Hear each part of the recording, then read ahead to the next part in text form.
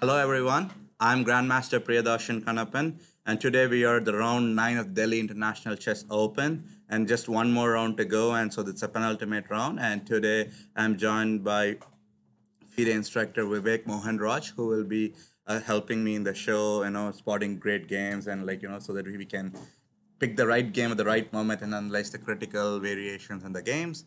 Welcome, Vivek, today. Good morning, everybody. Yeah, good morning also to all our audience today. So as I said, it's the penultimate round, so a lot of fighting games are going to happen because there's a lot of prize money at stake.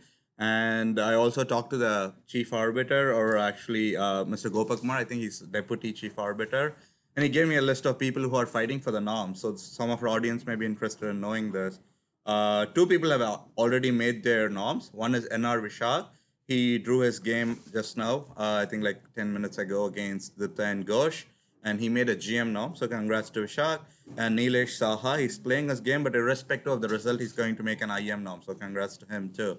And some of the people who are fighting for the norms, Bomini Monica, if she makes a draw, she makes a WIM norm. Gukesh D, if he wins this game, he makes a GM norm, and I believe he also completes all the requirement for the GM title. So India will add another GM. I think the first GM of 2019, if he completes the requirement this time, this in this tournament. And then yeah, and Aditya Mittal, he's if he wins, he makes an IM norm, and big talent from Mumbai. We have Saravanan, who wins also, he'll make an IM norm, and Bharat Kumar Reddy is also fighting for an IM norm if he scores a win. So basically, a mark of a great tournament or norm tournament is generally the number of norms that's made, and the fact that we already made two people have made their norms and five people are fighting for norms. And don't forget, this is a 10 round norm tournament, so people can make norms tomorrow too. Someone may win today, and then they may come in on the verge of qualifying for a norm if they win score again tomorrow. So it would be great if all these people who are on this list that I have got make the norm. That would make this tournament truly special with so many players getting a norm, IM or GM or norm. Okay, so as I said, there's one result from the live games that's already in, which is NR Vishak uh, taking a draw against Dipta and Ghosh. We can just quickly show the game because it was a very short game. So NR Vishak was playing Dipta and Ghosh on board number, I believe, six or four. Four. Yeah, he was playing on board four. So e4, e5, knight f3, knight c6, bishop b5, knight f6. So the Berlin defense, one of my most favorite openings. Yeah, I've been with black. This is like absolutely my favorite opening. And knight e4, d4. So yeah, so it's a very, I think, practical choice by Dipta and Ghosh to play this because he's close to the leaderboard, and he's fighting. If he wins, he would maybe even join the leaders, and also he doesn't want to take too much stress. He's having the black pieces. I'm not sure if he knew that his opponent is playing for a norm or not. Most probably he did. I'm not sure about it. So after a4, there is quite a few options here. Knight b d4 is one of the lines. d6 is played. d5 is played. Sometimes even knight takes e5. There's lines like that. And knight b d4 is certainly the old main line. And after knight, and still it's kind of, I think, considered close to the main line. And generally, these days, black goes d5 immediately. This is a line that was introduced by Aronian some time ago, mostly like an Armenian innovation, I would say. Because earlier they used to take this knight takes d4, queen d4, and then most top strong players feared to play this line with black because this is a repetition draw that exists, and there's like already 500, 600 games. And it suits well for Vishak because all he needed was a draw to make his norm. So nothing to complain from White's perspective. But from Black, if he wanted to fight at this point, I think he should have played d5 because it leads to it's still equality, but at least it's a fight. The game keeps going.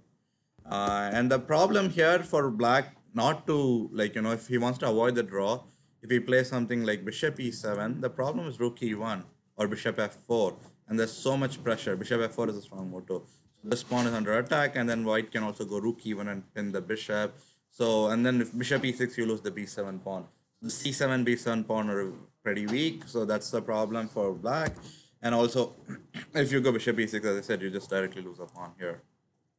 So if you want to do something at this point to avoid a draw, there's not really much because your queen is kind of potentially getting the rook e1 may come anytime, and this bishop cannot develop immediately. If you play something like f6, it's too weak, yes. and white can play anything really. Bishop d2, even rook e1. So the best bet for black is to just repeat and take a draw in this position. Yeah, not so. I think it's a. I think, as I said, it's great for Vishak that he made a snom. So, and I think he's half a point behind the leaders at this, right? Going into this game. And so far, to the audience, we have one clear leader, the Grandmaster from Iran, Mozzad the Hepor. He's on 7 out of 8, I believe. And he's playing against Levan Panzolaya. And if I'm not mistaken, 5 people are chasing him at 6.5, right? That includes Levan Panzolaya, Kirill Stupak, Abhijit Gupta, the Vashisht Das, SL Narayanan, and is Deepan Ghosh and Vishak also on 6.5, or are they on 6? Yeah. So it's actually very interesting that the next board to Vishak is his brother playing, NR Vignesh. He's playing Farooq Amanato. So he's playing the top seed of the tournament, and they are fighting it out because I guess Vignesh hasn't yet met the norm requirements in this event so far. So most of the games are still on the opening stage. So I'll try to find for some position that's very interesting, and I find one already that seems to be crazy. Oh, there's 7 players in 6.5. So Vishak and Deepan Ghosh were also on 6.5. So then the 6 point starts at that. And okay. So the game Deepan Chakravarti Ratnakaran. How many points are they playing in, Vivek? Deepan and Ratnakaran. Two very aggressive and enterprising players in the Indian chess circuit. Deepan is a grandmaster. Ratnakaran is an international master. Ratnakaran actually won 5.5. So both of them are on 5.5, and it's I think somewhere around board 20, I believe, right? They're playing. And Ratnakaran yesterday won the Blitz tournament, the tournament that was held here in the evening, and congrats to him for winning that. He won very convincingly. So the game Deepan versus Ratnakaran started out with a knight f3. Let's look from white's perspective. And knight f6, g3, g6. And both of them are very good friends, if I'm not mistaken. They both work for railways or ICF. And bishop g2, c5, castle, bishop g7. So far, a very symmetrical pawn structure. Nothing really huge of an imbalance. But all of a sudden, the game becomes crazy at some point here. So here, I think the de facto mainline is queen a5. And earlier, it used to be d6, and they used to give up a pawn. And then knight g4 is another way to play. But it's not like, it doesn't completely equalize for black, but there is quite a few games with black playing this idea. So after e3, d6, b3, knight d4, e d4, knight h6. Black wants to put the knight on f5 and then attack the d4 pawn. And if d5 comes, the bishop on g7 springs to life from here. So bishop b2, and then we see Ratnakaran playing his trademark chess, going f5. So I guess he just wants to roll on the king's side with his pawn. Then knight d5, you see g5.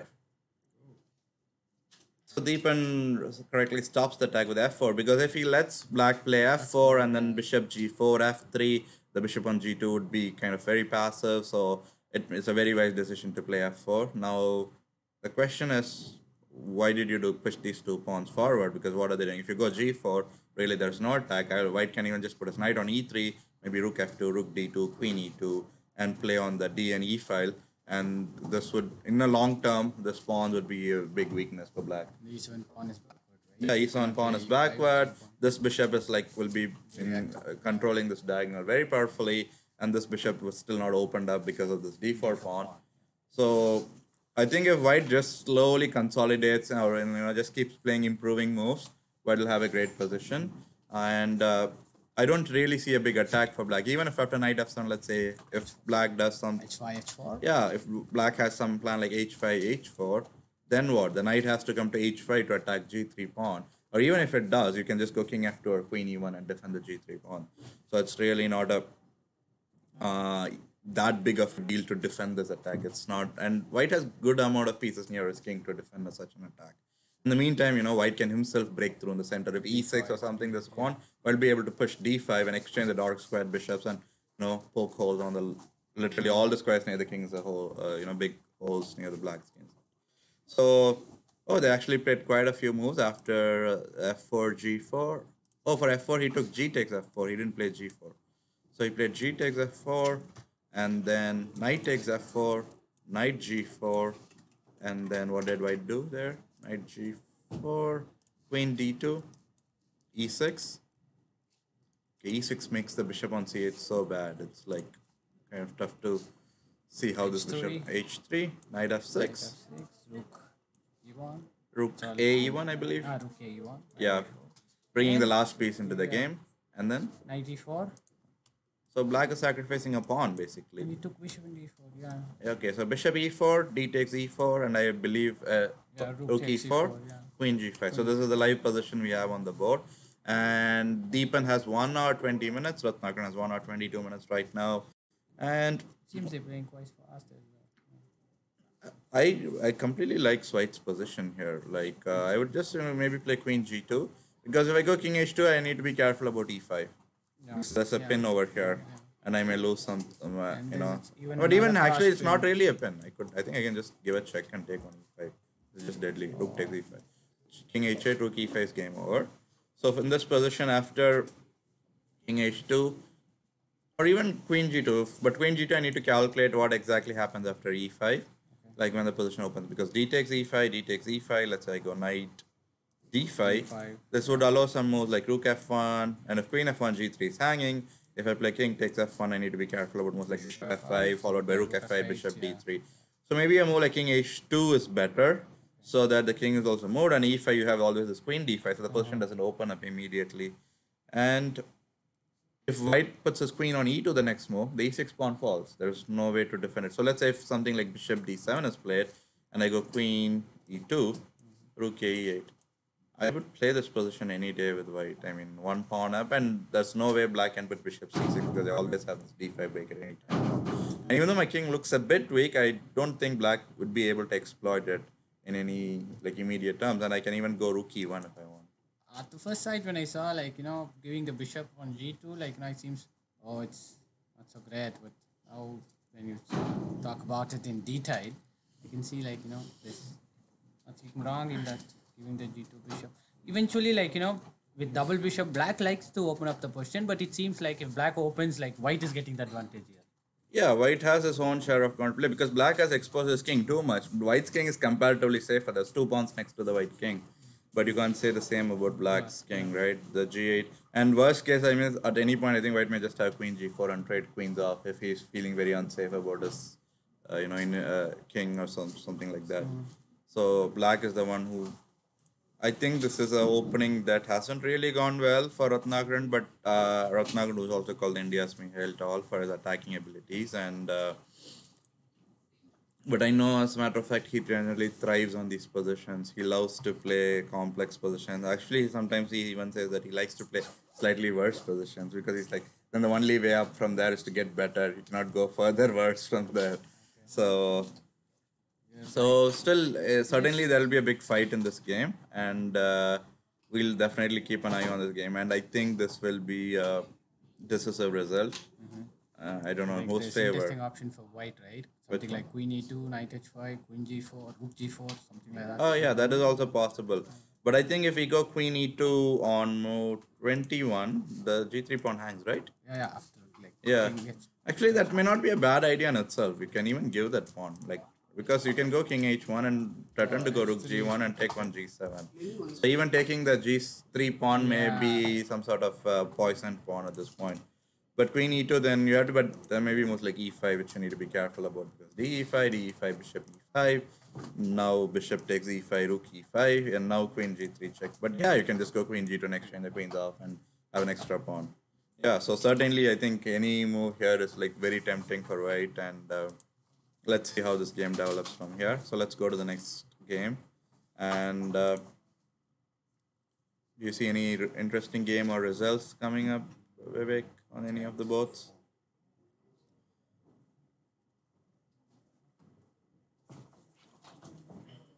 Let's look at the second board, Kirill Stupak, Abhijit Gupta, because I think Abhijit Gupta just played an interesting move, and let's have a quick look on the game. So Kirill Stupak is both the players are grandmaster. Kirill Stupak is 2542 rated, Abhijit Gupta is 2581, and white started off with d4, knight f6, c4, g6, knight c3, d5. The rune fell. White decided to go knight f3, g7, c d5, knight d5. And white goes for some sort of a sideline in Grunfeld, not really playing e4 and allowing black to take on c3, but moving the knight away. What's the idea behind knight a4? It's just that sometimes they want to play e4 the next move, and then when the knight goes, they want to come back knight c3, keep the knight next to him. And I think there's lines with knight b6 also, but I'm not really an expert in this, and but I know that there's also some knight c6 moves over here, something like that. So bishop f5, so white cannot play e4 immediately. So knight h4, two knights on the rim of the board. Very interesting move in my opinion. But black immediately strikes in the center, knight c6, knight f5, gf5, e3, e5. Black is playing very energetically, I would say. D5, knight. Even though his pawn structure is broken, he doesn't have the double bishops. He's opening up the position because he has a lead in development, and that gives him sufficient compensation. White wasted some time with knight a4 and knight a4. Exactly, and knight f5 then. Basically, 3 knight moves. 4, knight c3 if you're going. Yeah, okay. So in 10 moves, you see 4 knight moves. So certainly not a great sign if you want to develop your pieces.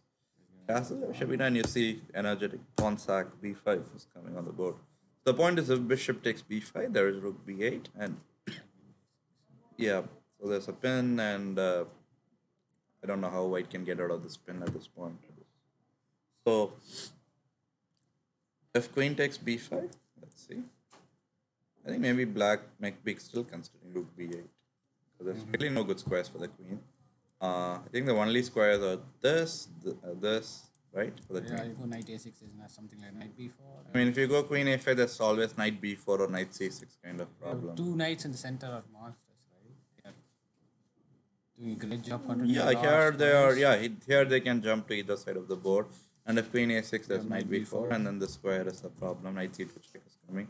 And for b5, if white goes knight c5, I think you're going to get some tempo developing with queen e7. No, d5 is hanging. Oh yeah, sorry, my bad. So here maybe queen d6, D6, then develop, and then if knight d3, then maybe you can still take on d3 and go some f4. It's going to be actually there's this variation too, I believe. Something with knight c3 could be even possible. I don't know if it works really. I know not really black can just take. I mean white can just take because d1 square has got it, so really not much. But for knight d3, I'm thinking of potentially if there's a way to play something. Yeah, knight d3. I'm thinking if I can just go f4 here. Because if e4, then I have knight c3. Then this may be very interesting to play. And if ef4, then knight f4 or rook e8 check. First let me give it a check. And if castles, I may even consider some moves like this. I don't know if it works, but I'll certainly consider with bishop e5 and queen h6 and try to check. No piece in front of the king, right? Yeah, no piece. So a strong initiative slowly brewing up in black's position right now. Yeah. So we'll see how Kirill Stupak responds, because there's another way to play, which is knight c3. But then I can just play knight takes c3, bc3, and now this leads with a brilliant, great outpost for black. Knight on e5. So if black just consolidates some a6, c6, and then actually this check also coming up. This is what is the big problem. Because if queen c3, there's knight f3 check, and then white loses the queen. And if b takes c3, knight d3 check, bishop d3, queen d3, king is stuck on center. This is hanging. It's game over. Bishop b2. I think a nice move is b4. If queen b4, I'll go rook b8 and then take on b2. And if c b4, I'll just take on b3, a b3, bishop b2, I win the piece. Same story for c4. And if rook c1, maybe I'll just go rook b8 or something. So, and if rook d1, that's bishop takes c3 check, worst case. And black's just like, going all out against, showing that why you didn't develop your king, and why didn't you put your king in castle and get the king to safety, basically. Have you seen anything like this before, like knight a4 and knight h4? Knight a4 is a common idea in Grunfeld, but I'm not so familiar with this knight h4 idea. I mean, as I said, I don't play Grunfeld as white, but it doesn't feel right to go knight h4 in this position. So I don't know then how generally white responds if black goes bishop f5. Maybe something like knight c5, maybe. But then the problem is knight b4 is another big threat. Now you can play e4, right? Yeah, here you can play e4. I was thinking if this is possible. Then this knight b7 and some complex lines, and I'm not sure. I have to check if it's theory or not. Maybe it's theoretical variation at this point. Let's look at the other games. That's live. White is still thinking and Kid was back. Most probably White missed b5 in Abhijit's game, I believe. It seems a very interesting move, right? B5 and Yeah, a very fighting move in my opinion. I love the response of Black. White wasted some time and Black trying to immediately punish that, right? Yeah, That Black was plays in the center, Black opens up the position, and yeah. even though He he makes the doesn't, sack of yeah, pawn and it's he's a able model to way break how, his pawn structures. yeah. So for people who are watching, it's a very model way of how to fight when your opponent does some basic opening principle mistakes, and Abhijit is showing that he really wants to get into the leader pack Yeah, by winning this exactly. game. So it's Yes. not playing like safe or anything. He's just going for it, and actually, let's look at Devashish Das versus SL Narayanan because it's also a Grunfeld. It's on board 3 and they are playing it more safe. Yes, we saw this game was more of aggressive handling of the Grunfeld by White kind of played different in the Abhijit Gupta's game, and this game it was more traditional way of handling the Grunfeld. C d5, knight d5, e4, knight takes c3, b takes c3, bishop g7, knight f3, c5. This is all the absolute main line. And then the queen d2 is one way to play. The knight d2 is like another variation that white can play. Because Grunfeld white has so many different options to counter, but none of the options give really an advantage for white. This like Grunfeld is one of the most solid openings these days for against one d4. These days, people sometimes even consider Grunfeld like the Berlin for e4, d4's Berlin like that. And the biggest expert, if you are wanting to learn Grunfeld, is go watch Peter Swidler's games. He's the world's leading expert in Grunfeld. Knight d2, knight d7, queen c2, short castle, bishop e2. Interesting, white plays queen d3 instead of rook c1 or so here. And just defending the queen. Because black is threatening to play cd4. White goes queen d3. I would be very curious to know the logic behind this decision because black immediately tries to refute it with going rook d8 and saying I'm going to pin your queen under the line of fire. I'm going to play knight e5 maybe. Yeah, I I don't understand. This game also has gone into kind of a weird territory, I would say, because bishop g4, black has got two bishops. This bishop is going to get very active on g7 at some point soon. Yes. I somehow feel like white has missed something. Devashish Das has missed something, but I'm not certain because Devashish Das clock is 116 and SL Narayanan is at 56 minutes. So obviously SL Narayanan is the one who's thinking. Devashish had come prepared, I believe, but doesn't look like preparation because it looks like black is comfortable now. I wouldn't be worried if I had this position. Extremely like allowing knight e5, knight g4 and giving the bishop seems.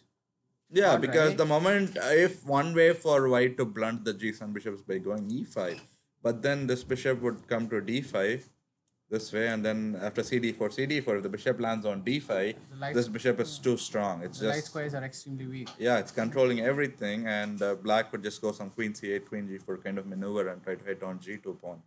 So certainly, I think the Bashish's opening choice hasn't gone great in my opinion.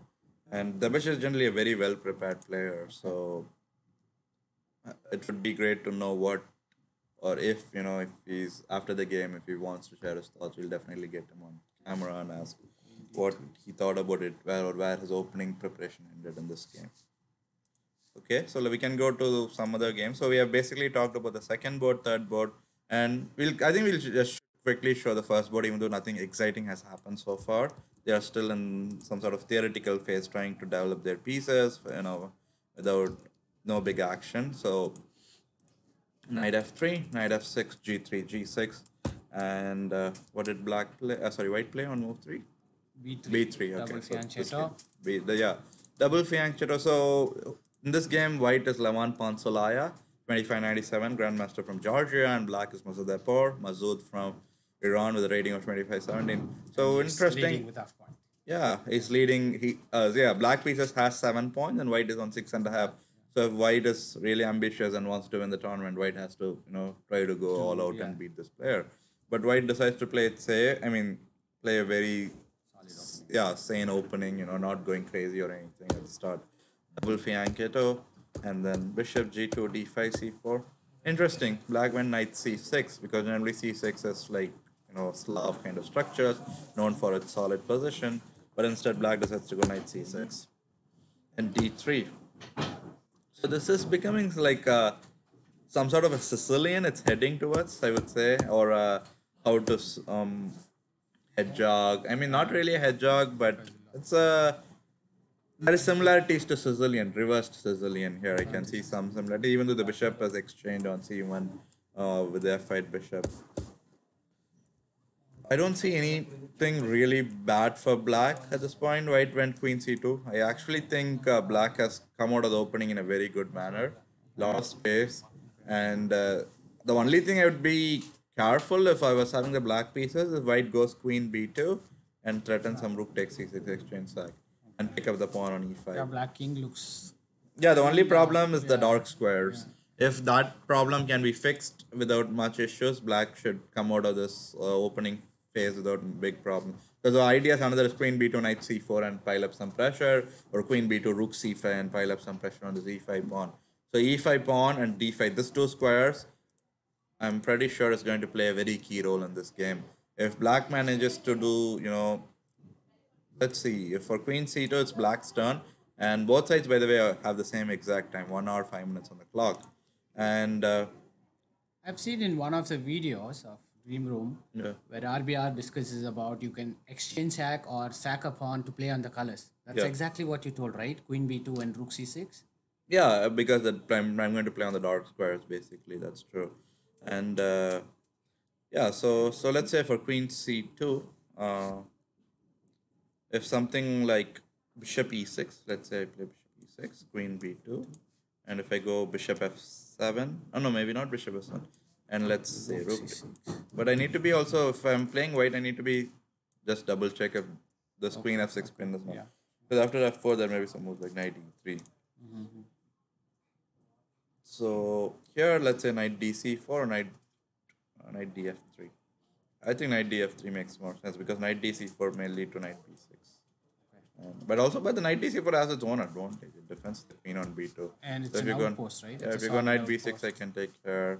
And let's say we go get some endgame like this. I think I'd be very happy to play the white pieces. You want to take with d-pawn? That's the right thing, right? Or it doesn't matter, I think. Actually, I think I should take with a b-pawn.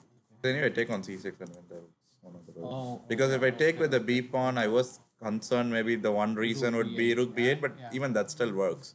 Because you take on e8 with a check. If not, there would be rook b1 check, but here is a check.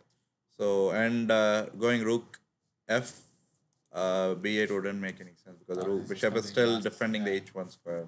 So I can just take, and after check, I just move. This rook is still protected by this bishop. I think white is kind of okay here. White is slightly better in your opinion. I don't know. I would still not call an evaluation on this position because white has its own issues. Still, white hasn't castled, and that one tempo could. Because, for example, one of the variations I'm considering is knight d4 here.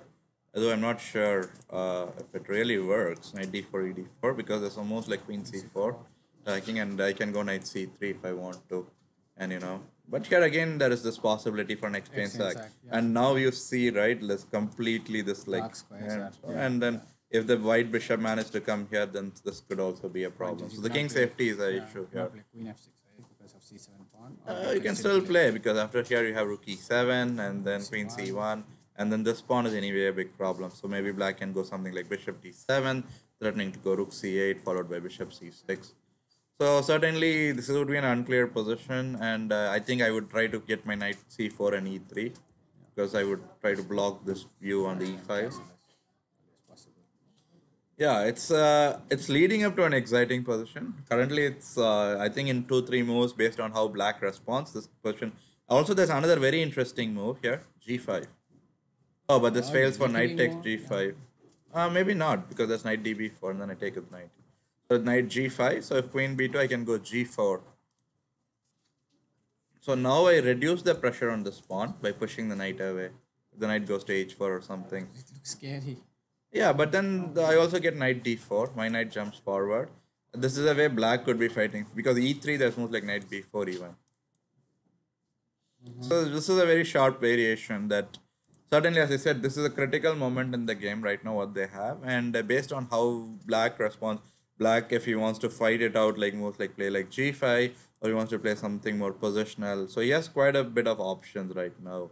And it's, I have a question. Like since you had the idea of rook into c6, yeah, instead of queen c2, you want to take directly. directly and play queen a1 maybe. But then how about I go queen f6? Because now if I go, let's say knight c4, I just play e4. And this is not enough compensation because you have to trade. Because if you go knight d4, there's c5 coming up, retakes d3 even. You just lost a pawn due to the pin. And if queen takes f6 and let's say king takes f6, d4, fe4, I believe this is not enough compensation because c5 and this bishop is kind of out of the game. This e4 pawn just blocks its view completely. And if knight b5 have moves like a6, and then you can't go knight 8. You cannot go knight c3, so you have to go knight a3. And I can even play something like bishop g4, stopping you from castling king d2 rook a8. Black's exchange would be way stronger than the weak pawn structure. Yeah, that's so certainly that would have been too early to give up an exchange, like especially when you keep keeping your king in the center also. Okay, so we'll come back to this game as more moves come in because that would, we'll be able to figure out who is really fighting for a win or is Black happy just playing it safe in that game as of now.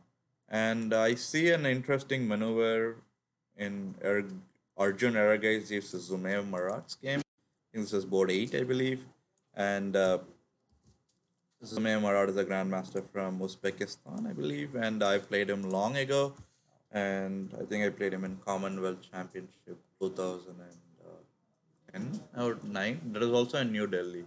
That's So a long it's time a ago. Commonwealth Yeah, Championship 2009, I long guess. ago, yeah. And I played the black pieces against Marat Zumev. So a very experienced grandmaster. So black played d4. White played d4 in this game, and then d4, d6, knight f3. Knight f6, g3, g6, bishop g2, bishop g7, castle, c4, knight c6, knight. It's very normal King's Indian kind of developing structure, right? a6, and then they try to do some rook b8 and b5 or bishop d7, b5. h3, bishop f5.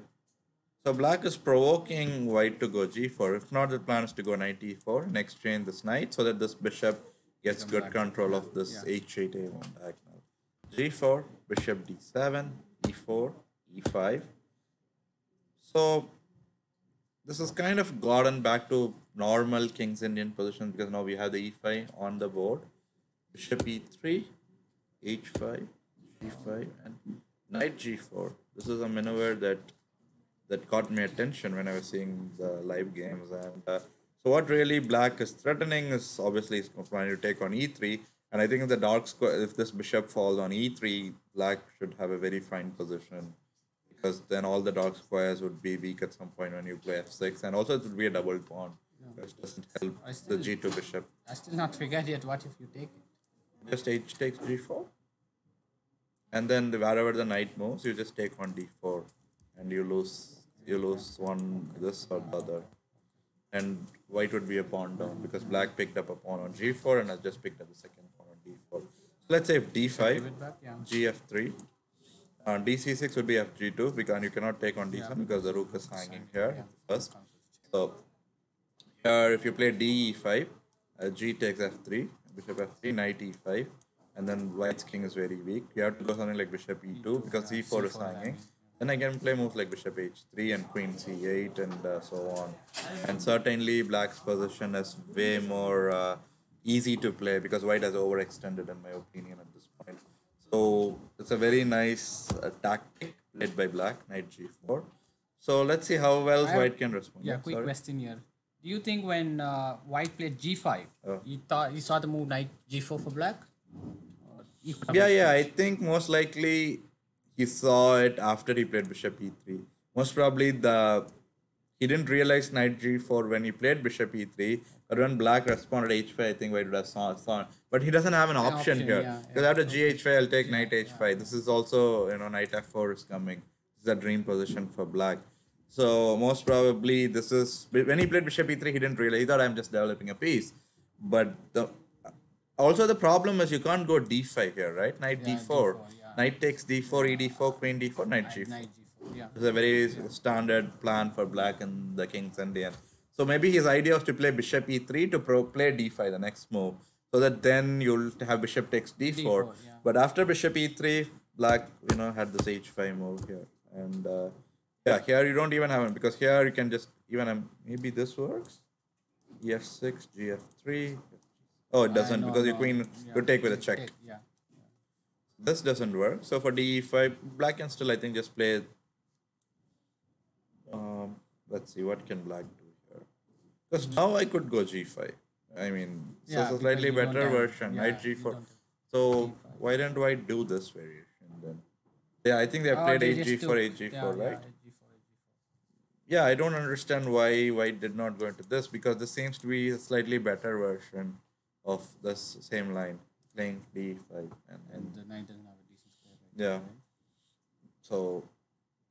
So in the game g5, knight g4, h4, h4. So we have this position live, and from the first looks, I certainly like black.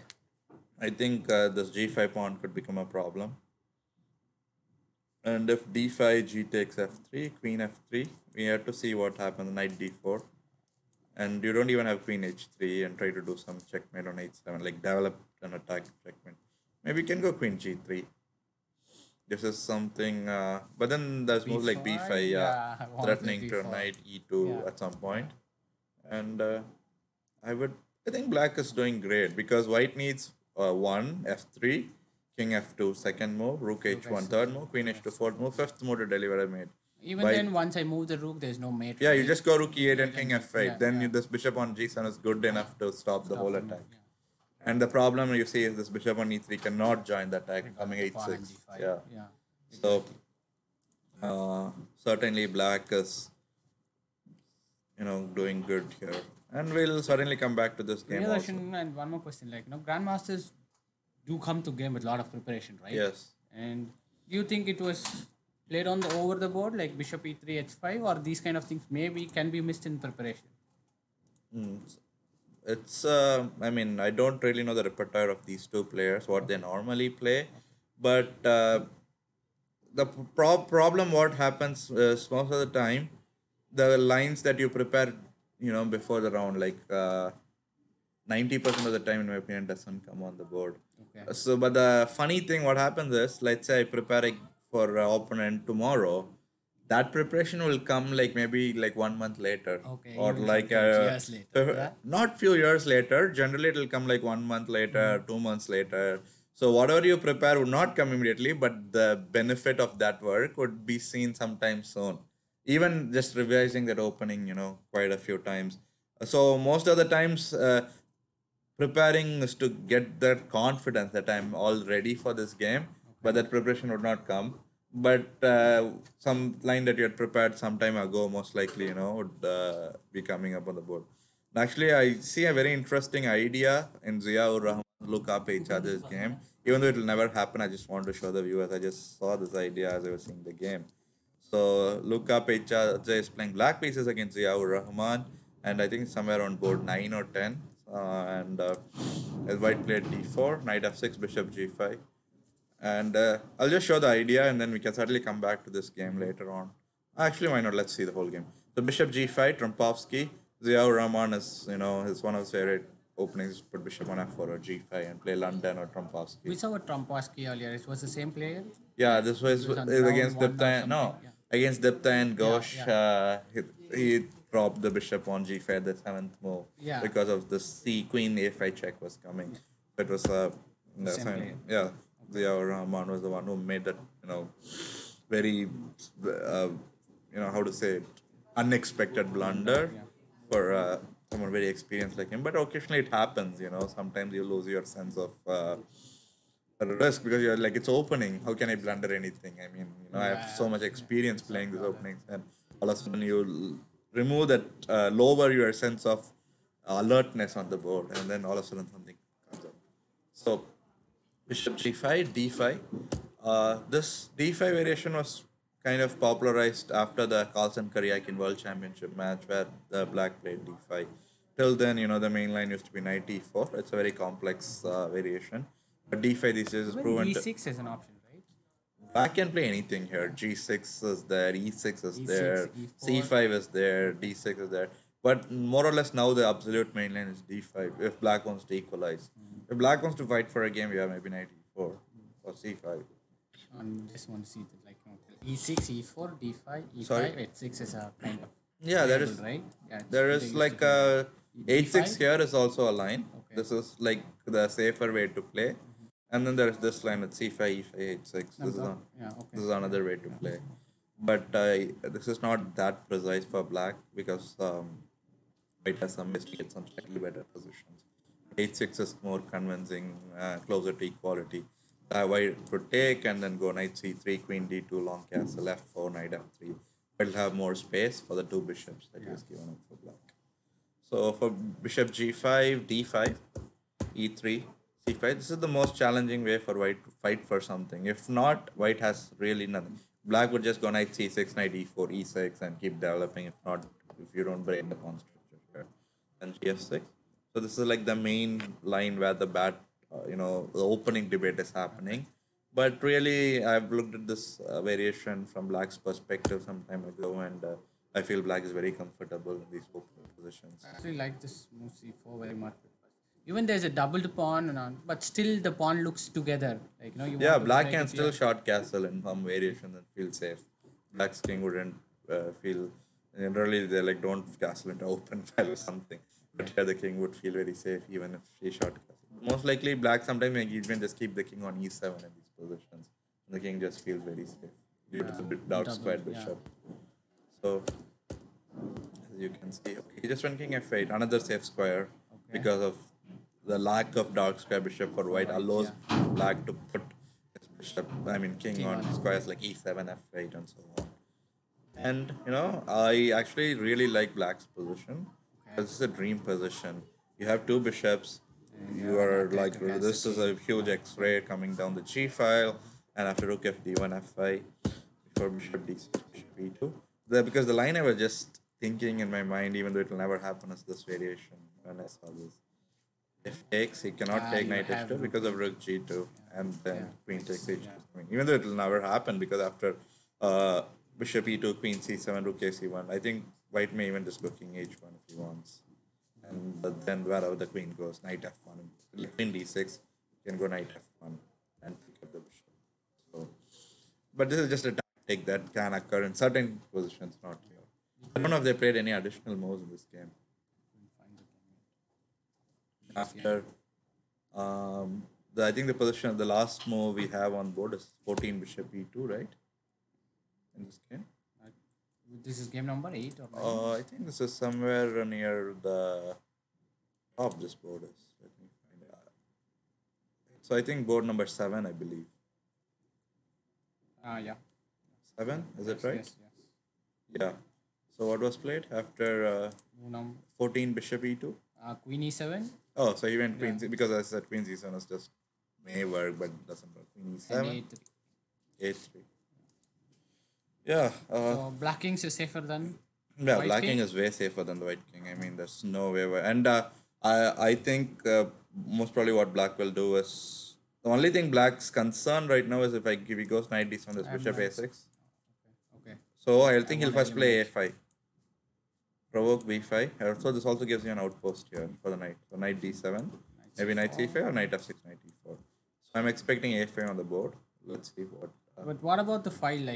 White have control over the d file, and very soon you'll get control over the c file. Let's say if knight c4 maybe. Yeah. Let's say something like knight c4. I'll just go bishop c7.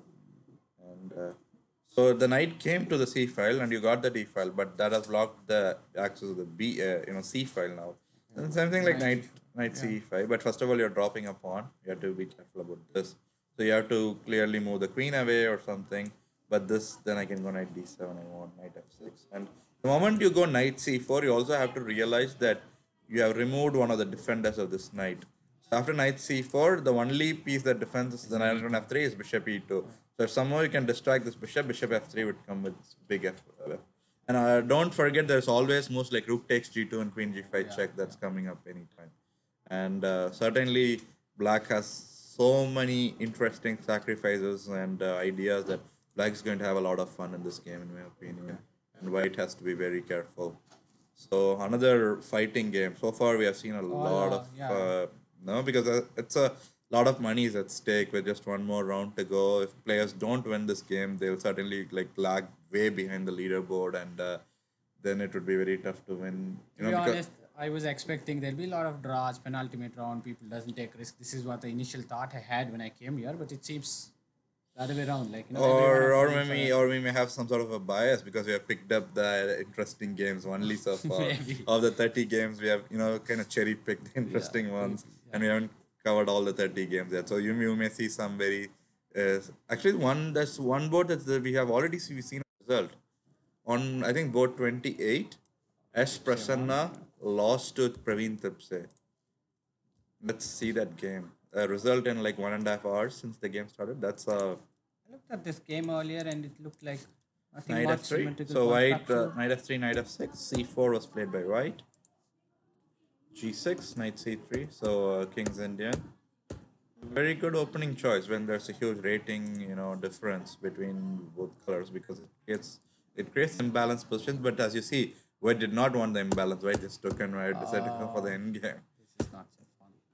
I mean, yeah, it's Okay, considered you more want of to a play this trick like if h6, then you take and you play knight d5. yeah, right? Yeah, And knight d5 and then double attack and you c7 lose falls. Yeah. one or the other. So rook e8. So now it doesn't work because the d8 No, square is bishop clear. can go back to Bishop d8. And I'm reminded of this RB Ramesh, Grandmaster RB Ramesh, but whenever there's a piece movement in on the end, there's always like considered as like square clearance, yeah, right? yeah. Any move you make on the 8th rank or the 7th Yeah, rank it's like considered a as a considered square. square clear. Perfect Yeah. example. Rook e8 clearing the d8 square The for the square for the bishop. bishop in Yeah. this variation. Knight d5, knight takes d5. I think this is a very bad strategy from white. Looks like white came to the board like, okay, I'm just trying to play for a draw. Draw. That's Yeah, a, yeah. All out. yeah, Looking for a and draw. you Yeah. can see it by the moves. He just Yeah, wants to yeah. exchange pieces and liquidate as much as possible. But as you see, it's not the best strategy because strong players always have some ways to, complicate the game even in very equalish positions. And I just remember about something about RBR when he played c6. Okay. Come back. Yeah, over Yeah, here. white got more space. Usually, white gets more space by when the pawn moves to the Yeah. other side, and you have to When it counter it crosses as soon as possible with a when pawn it break. crosses the fourth rank for Yeah, white, yeah, that means you're grabbing space of your opponent's and you have to try territory. to break it as soon as possible. So See, c6, immediate yeah. So c6. c4, c5, bishop d5, knight a6, knight c7, kicking the bishop away from d5, and bishop. I b6 think maybe maybe. the mistake here was not to short castle. I think castle would have kept the king more safer. Then, even though it's end game and people say keep the king close to the center, but black got this nice way bishop Oh, d7 bishop and b5. I mean, he could go b6, bishop a6 also, but I think then he's creating some weakness on the square. That's why he went bishop d7, bishop e3, bishop e5. And see the king doesn't has to Stuck look. in the center. Yeah. Yeah, I have no idea what white must to go into.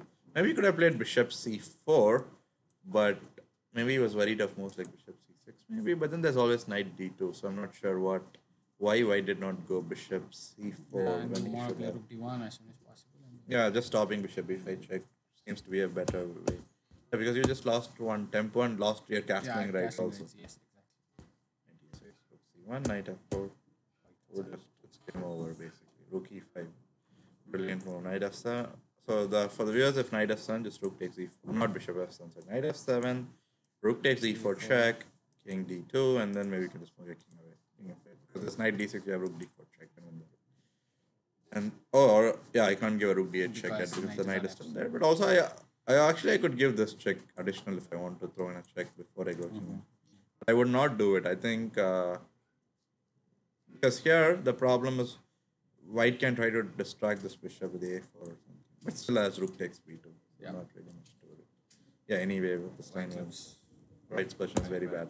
yeah. Stage 4, H6. h6, forcing white. Okay, bishop f7. King. Is many pieces hanging now? Yeah, he just A lost lot a of piece. Yeah. He just lost Yeah. a piece basically. And then, okay, this is just like playing. Oh, Yeah, he great! is in He just desperate. shut Yeah, off the bishop, the the rook rook. with Yeah, bishop c6, and then once that the c5 square is now cannot it's not controlled by the rook c7. The rook gets active, and before white could even think of some, I don't know. I mean, there's really no checkmate ideas, but still, actually black checkmated the king. It's you don't see it often checkmates these days. One side resigns, and yeah, a very quick game, and I think we can take a quick break now, yeah. and we'll come back soon. And in the meantime, if there's any exciting positions, we'll keep an eye on. So when we are back after the break, we'll certainly go to that game first. Okay.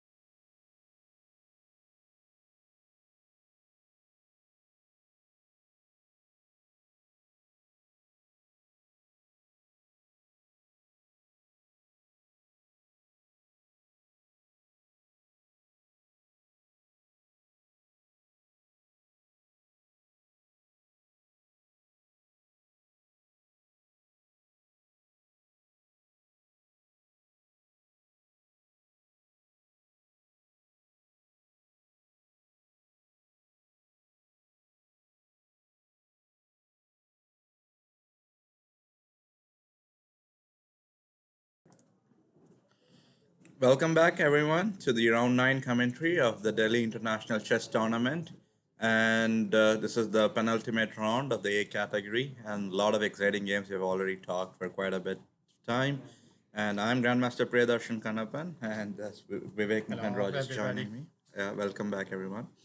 So, the last game we saw before the break was Praveen Tipse, beating I think S Prasanna on board number 29 or 28. So, if is there any results in the last 15-20 minutes since we took the break, Vivek? No. There's really no other game result that has come up.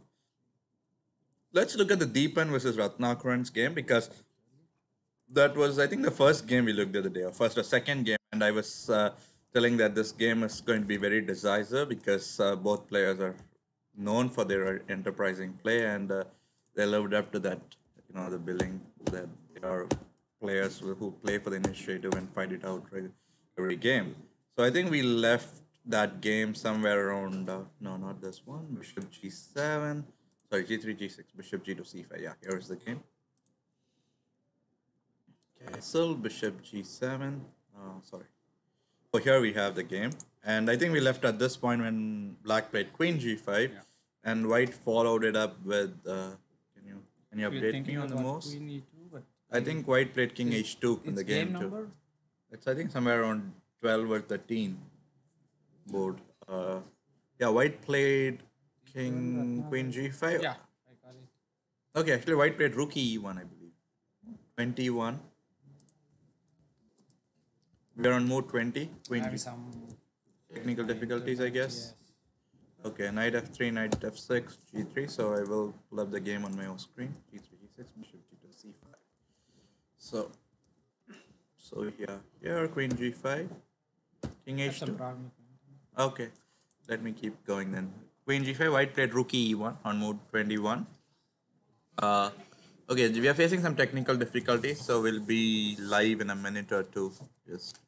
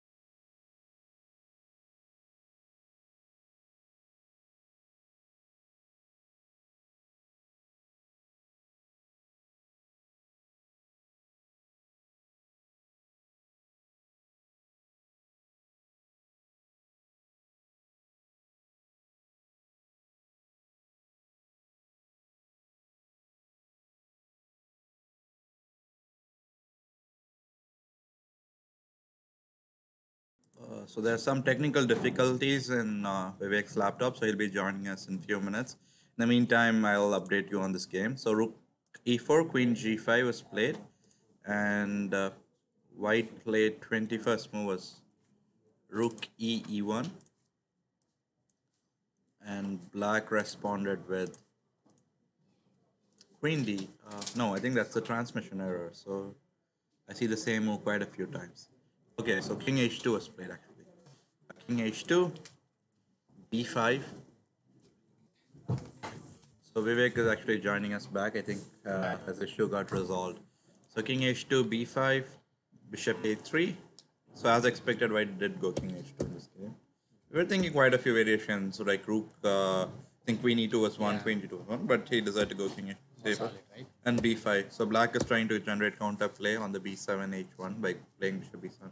But even though that does mean he's going to lose the e6 pawn, bishop a3, going after the d6 pawn, e5, d5, bishop b7. Black just is going all in because if he doesn't do anything immediately, he's just bunch of pawns down. Rook e2, bishop e5, bishop takes d6. 2 pawns down, rook a d8. Yeah, this is really this h1, g2, f3 squares cannot be, even though they are weak, they cannot be exploited So this bishop is not going to play a decisive Knight role. e6 coming or? No, Okay, knight F1, e6. The F1 trick exactly. is this is the F1. trick. Rook h1 checkmate. So knight e6, even though it is tempting, cannot be played. So one line that could be played is rook e6 if you want to defend the pawn, but I don't think white is trying to go and defend pawns now. White will be playing for the initiative. So maybe even rook d1 I think is good enough. Maybe this way you can play d7 or just push the pawn d7 forward. Because if queen c6, you can certainly go rook d1 and then threaten to go queen d5 check and exchange. So once it gets exchanged, it's basically, White is it's a game pretty over. comfortable here. So after queen c5, d7, I'm expecting d7 to be played, and white will have a decisive advantage in this position. So let's go to the. Is there any game that you find interesting, Vivek, that we can look? Maybe something that we haven't covered yet. Actually, let's look at Gukesh versus Dinesh Sharma because Gukesh needs to win today to complete his GM GM norm, norms, and yeah. I think that would also make him the GM because he has two norms with him and the required rating of 2500. So e4. Okay, Gukesh played e4 because I think he's normally a knight f3 player. I don't know if he's recently started playing e4 or it's part of his general repertoire. So e4, e6, d4, d5. We have the Tarrasch variation of the French, bishop e7. And black goes for this bishop e7. Normally they go knight f6 or c5. These are the two most common moves played.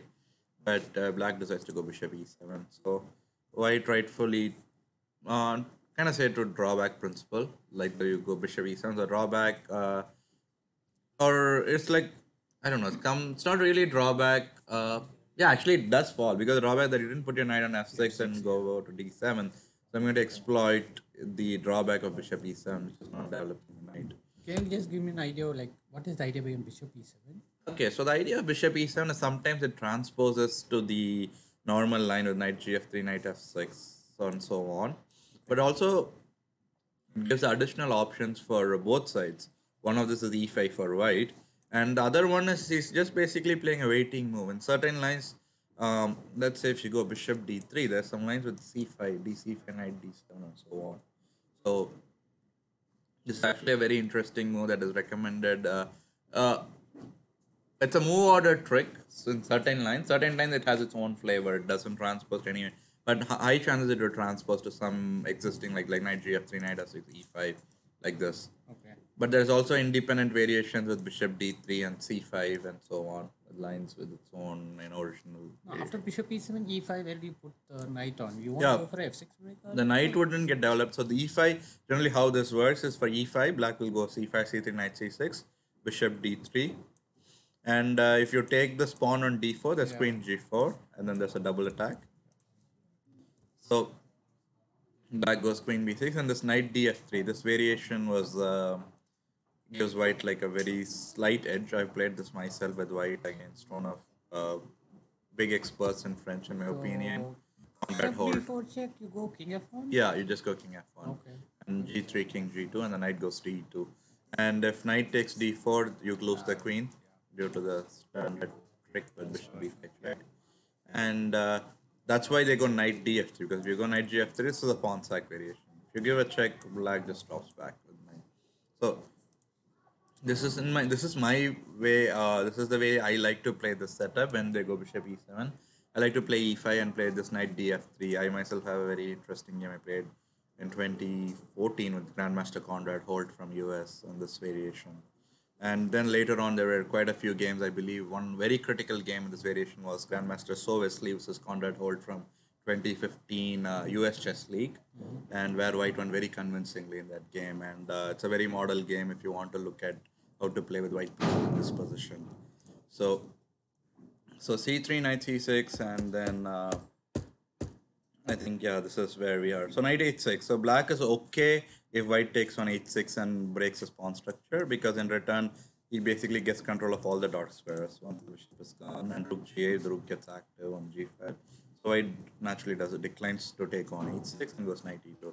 White would be happy to take on f5. The knight comes here. White would be very happy to do this exchange. I mean, not exchange, the exchange of pieces. Maybe So you had something to say? no, knight f5, bishop f5, a5, then you have to Maybe I'm just curious, like put the bishop on e6, and can you start go h6, g5, something like that? Yeah, that is one of the idea. But generally, what happens in this structure is this is similar to advanced variation of French. Yeah. And so what white does is white generally doesn't castle, but Okay. white goes h4, h5, rook h3, knight f4, bishop e3, and king f1, king g1. Manually castles white. The idea of rook h3 is that it stops black from short castling because rook Because g3 you have attack. rook g3, yeah. And when long castling, the knight will move away and the rook will swing to c3 or b3. This is the idea of this variation. It's a very wrong thing if white generally castles because this h6 g5 would come rapidly. I've seen some games even I think h4 h6 castle they'll do g5 they'll just give up the pawn and open up the h file for checkmate. So the idea is you have to delay the castling and play h4. And another idea of h4 in these positions is to go bishop g5. Maybe here directly is also good enough. Sometimes they give up this pawn because once you remove this bishop, black's position is very shaky. Yeah, the dark square. That is why the moment you go h4 here, you see actually black going h6 because here bishop g5. Let's say black played something like bishop e6, bishop g5, g5. Now this is like very bad for black, and the bishop is very key for black to generate something. And because this you're left with a bad bishop, if yeah, you exchange this bishop, right?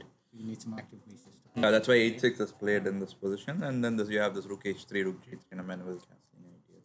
So let's see the game. h4. Where was it? So knight df2, knight f6. Okay, in the ninth move, black played f6. f6, e takes f6, bishop f6, short castle. So white still wasn't tempted enough to take on h6 because white thought black would get enough counterplay. So white just short castle.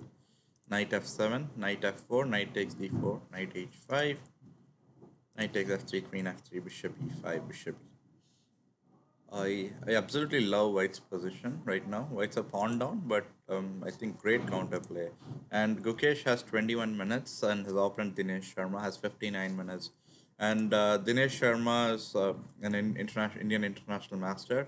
And he even recently participated in the World Rapid and Blitz that was held like in the end of December. I think in Russia. So he's a very good fast time control player.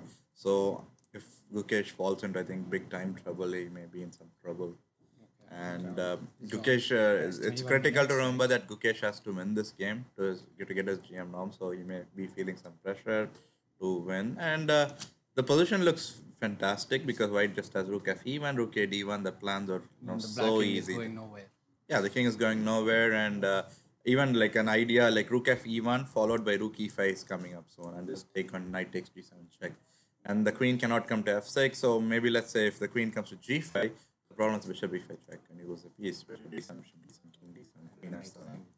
So black has really no good moves, I think. a6 maybe to stop this trick, but then I'll just go rook f1, and again, as I said, rook e5, sack is coming, and if queen g5, worst case, I think white can even just go bishop e3 and just kick the queen out of g5 because there's no good squares, so the queen has to go back, or maybe queen h4 the queen will go. But certainly not a fun position. And white always has moves like bishop c2, recreating the check threat again. But black has. I would say that Gukesh will win this game, and because the position doesn't seem to be fun at all for black. Like any defensive move here will create new weaknesses for black. Like for example, a6 creates a b6 weakness, and if you move the queen, let's say to g5, trying to defend the g7 pawn, it basically creates a d7 weakness which you exploit by bishop b5 check in this position. So, and Gukesh is being like around 200 points higher rated than his opponent. So I would certainly be favoring Gukesh in this game to win. So let's look at some other game. Is there anyone else who's playing live who has norm chances as of now? Can you find the game of Aditya Mittal if it's on the live games? Because he has to win to make his IM now. Very young talent from Mumbai, and he is. I think it may be his first IM now if he makes it here. I'm not sure if it's first or second.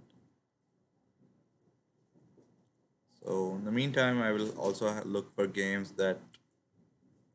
Well, let's actually And we can look at the game of Saravanan because he's also playing for the IM norm, and you just passed the game. Yeah. So Saravanan, he needs to win this game to make an IM norm, and he's playing Grandmaster Andre Deviatkin, who yesterday who yesterday lost against Pranav. And Pranav visited our studios, and he shared his thoughts about the game. So let's see if Andre Deviatkin bounces back with a win in this round. So White played e4, and then e4, e5, right? It's a Berlin, I believe. Or no? Oh, a6. So it's an exchange Royal Opus. So I see a pattern here by White. I mean, if White is going for an exchange Royal Opus, that means White is saying that I want to play an end game. At least in this game perspective, I get a feeling that White wants to play an end game and just squeeze the win in the end of the day. And as I was saying earlier in the previous broadcast too, that Russian players, especially the players who who are in their 30s, 40s, are very well known for the end game skill. Russia is very known for teaching their players how to squeeze the slightly plus equals positions. They have a very famous concept of playing for two results, either you win or you draw. So they eliminate the concept of losing in their games. They play these slightly better positions on and on and on for hours and hours till your opponent breaks down and loses. So I think most probably that's the strategy that White is going to employ, and yeah, he does. He's going for queen exchange. So he's like, I'll play this end game for a few hours, and let's see if my opponent cracks down. Because end game is one thing that most kids don't focus, or young players don't spend as much time compared to other parts of the game, because they think they'll be able to handle it. I'll be once I get an end game, I'll figure it out. But it's not easy to playing games like that, especially if you don't have the basic knowledge of the pawn structures, like where to put your pawns in games, like which color you have to put your bishops, and so on. So each end game has its own unique characteristics. Knights play different, bishops play different, and so on. So I'm already I'm like move 18 in this game, and I think they've played up to move 23 as of now. So d4, knight e6, rook b1, d4, b5, and I'm already like finding White's position slightly more pleasant because knight on b7 is very strong in my opinion, and the threat is to immediately go knight c5 and take the pawn on a6. The check is coming up, and also rook a d1 and pressurize on the d6. Also, at some point, I think White will play c4 soon. So force Black to play bc4, rook c4, and then leave Black with bunch of weak pawn islands over here. And the sad thing is that for Black is that it's not easy for him to attack this. The only way is this king walks all the way over, but that's not going to happen anytime soon with two rooks on the board, because most likely if the king comes to h4, he'll get checkmated. If you're just taking h3, he'll have rook h1 check and bring the other rook and checkmate. So certainly, as I said, right, like these positions, you need to really know what kind of position you want to. It's not about immediate one more plans in endgames. It's about long term where you want to put your pieces, and stronger and more experienced players are way more better at this part of the game. Okay, so certainly White has a very pleasant position, and but still, I think Black will be able to hold it. But I highly doubt if Black will create winning chances in this one. And I see that the game between Sham Nikhil and Nilesh Saha ended in a draw. And as I was saying to the viewers, irrespective of the result today, Nilesh Saha was making an IM now. So congrats to him, and he actually made a draw. So we'll look into that game. And I don't know if he has any realistic chances for the GM norm. Only the arbiters can clarify based on his rating performance. But we'll quickly look at that game. The Sham Nikhil, I think that's like board 15, somewhere around that board 15. Yeah. It's way down. It's something like 20 or Okay, it's around board 20. So White opened up with 1 g3 in this game. And then d5, bishop g2, knight f6, knight e6 castle. So we're looking at some sort of a King's Indian attack. I would say an interesting opening choice by White. I'm not sure if White knew that his opponent already got an IM norm or not. Maybe if Black was playing for a draw, then it was certainly a very interesting opening choice from white, because then black would have to calculate quite a bit, and this king's in attack is not played to make a draw for either side. It's generally played one side wins, white or black. But now that black already had the IM Nominus back, so I don't think he really had to worry much to go into proper king's in attack positions. But I think the position is already kind of equal without not much of an action. The pawn structure is not going to change drastically anymore. And nice move, very nice move, bishop b4. Just stopping the knight on, attacking the pinning the rook on e1 and the knight on d2 is being attacked. Queen takes f3 is potentially coming up, and by playing bishop b4 square clearance again, king can go to e7, and then the rook on h8 can go to d8. Because you don't have to castle here, because then the king anyway has to come to the game at some point, has to come to e7. And also it's critical that black keeps up the bishop on b4 and not exchange it to d2 at any point immediately, because then if your king is on e7, there's always this bishop b4 check, which would force your king to go back. So, okay, interesting. Bishop c3 maneuver. Wow, why black did ended up castling. I'm a bit surprised by this decision. Let's say if king e7, y a3, bishop d6. Maybe he wasn't happy with this position, because knight f5 check and knight b5 threatened. So let's say rook h d8, knight f5, king f8, and then you have two rooks and a bishop. This is two rooks and knight. Generally, rooks and bishop is a favorable combination than the rook and knight in games. Maybe this is what discouraged black from going into this position. Okay, so black took control of the only open file. So. And white cannot even play knight d4 or anything, so just rook takes d4 and two pieces for the rook was very good for black. This king is coming back. And white played h3 to gain some space, and black correctly responded h5, stopping that pawn expansion on the king side. Because in these endgame, space plays a very critical role in who gets the advantage. More space means more squares for your pieces to move around, and that also cramps your opponent's pieces or deprives them of good squares. So bishop c1, rook d1, knight e5. Fairly, I think no big mistakes by both sides, and they were just like maneuvering their pieces front and back, and no big action, but certainly a very good game. And as I said, black would be certainly pleased that he got his IM norm here. Okay, what about Can we take a look at this team and Niranjan? Okay, yeah. Narayanan, Navalgund, Maxim, Lugovsky. I think it's the next board to Shamnikil, right? Yeah. And we have a very interesting or a crazy position to say. And Niranjan is 23, 20, I believe. 27, yes, to be exact. And for an interesting tidbit on Niranjan, Niranjan is a published author. He has written some, I think, collection of short stories or books. Okay. And so it's like not often you see chess players writing non-chess books. You see mainly chess players writing chess-related books, but there is, one such player. So Lugovskoy Maxim is the playing black pieces, 2450 rated player.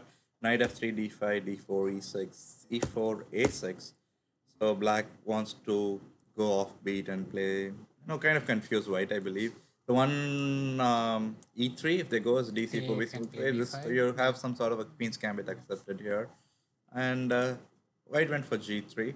So now if dc4, it gets transposes to Catalan variation with a6, and that's what happened in the game too. So black just wants to hold on to the c4 pawn, but white gets enough counterplay. a4, bishop b7, e4. So white has a lot of space. Black's rook is kind of oddly placed. Bishop doesn't have big future because of the e4 pawn. And rook a8, short castle, knight d7, queen e2, knight gf6. To learn these type of positions, if anyone is interested to learn this with white, I would highly suggest look at the games of Oleg Romanishvili. He's an expert in playing these pawn down positions with a very broad center for white. So, I've learned quite a bit myself looking at his games sometime a few years ago. So rook d1, knight takes e5, d5, knight d7, bishop f4. So bishop actually looks like a pawn right now, and cannot go c5 because you But lose the d5 is angry, b5 yeah, pawn. yeah. And if you go b4, then you lose the c4 pawn. So it's pawn structure which cannot. It's not really mobile right now. And queen e, sorry, bishop e7, and white immediately exploits the drawback by going queen Queen d4. d4. You cannot castle. Yeah, and we have Deepan on studio. Do you want to join us on the live stream, Deepan? Just share some of your thoughts about your games and things like that. Would you be? Okay, sure. Thank you. Yeah, so Deepan would hopefully join us tomorrow. Yeah, so after queen g4, g5. g5. Yeah, black went g5 because bishop e3, h5, and queen e2, queen c7. So the e5 pawn is hanging, and white went f4, h4. So actually here, at some point over here, the game becomes crazy. Let's see this. h5, queen e2, queen c7, f4, h4. So if f g5, obviously the e5 pawn falls. And I think black at some point is going to do long castling. He's no way he can castle short. And keeping the king on e8 is also not such a bad decision. But certainly, I think this complication is going to favor white. Yes, you have some thoughts. No, I thought maybe white should have had his rook on f1. Didn't think about something like f5, f6 at some point. But it's already on rook on d1. You want to go rook f1? No, rook should have been better if rook is already on f1, right? But how would it make a difference? Because if you take on g5, knight e5 would be a. No, I want to play f5. But still, you lose the pawn on e5. Is there some compensation? No, because this h5 square is still controlled by this rook, so we cannot really get f5, knight e5, fe6, fe6, queen h5 check. If you had queen h5 check, yeah, would have been great, but because h5 square is still controlled by this queen, by the h8 rook, that it does not give enough compensation for the second sacrifice pawn. It seems like black had successfully initiated attack, but how do white? Not really I mean, he's just pushing pawns. It's some people can call it an attack. Some would say it's a weakness. That black is just pushing his pawns forward with no, clear idea. Because you think just this rook would be able to checkmate this king, which has queen, bishop, everything near it. Because this queen has to come into the attack, and there's no clear way the queen can jump to anywhere near the h file at this point. And white actually took a very. I have a crazy idea. Yeah. Can white give an exchange sack with rook d6? Oh, rook d6. Maybe then I'll get e4, e5, and knight e4. It's certainly actually a very interesting idea. Bishop d6, e d6, queen d6, and then e5. So if I go something like queen e7, you have knight e4, threatening knight d6 check. Yeah, I think this certainly should be considered, and may actually have a lot of venom, this idea. But here, if I play long castle, then yeah, I can just maybe even play takes b5. Oh, I can't wait. Why can't I not long castle? Did I move my queen already? I mean, did I move my king?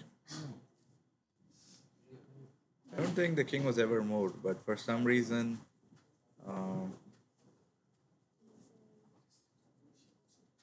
the rook was moved, I believe, right? Yeah, the rook went to a7 and came back. Yeah, long ago the rook was moved. That's why I was like, rook went to a7 and it makes black's position even worse. Yeah, now the king cannot go either side. Not the king or the king side, the queen side. Yeah, to the audience, like, it would be funny if black did tries long castle in the game, and then like if white forgets to notice it. Oh, maybe white can even forgets to notice it. Yeah, there has been quite a few instances like this that have happened in like some games where that they didn't realize that they moved the rook. If you move the king, it's generally very obvious, the other side realizes.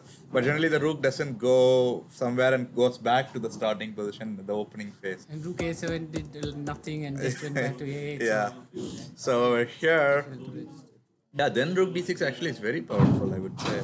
Unless if rook d8 is played or something, but then you can just compile up your pressure with rook d1 and ask what black wants to do. White did a different piece sacrifice or some sort of sacrifice. White went this way, which is also totally fine.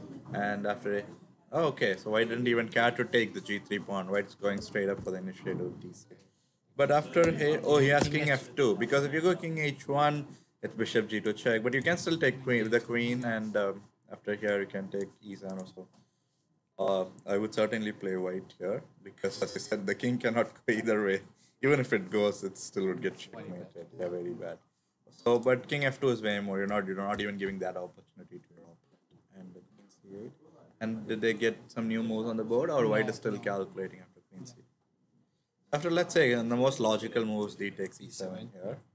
And but the only thing that kind of worries me is if white somehow can exchange some more material with h1.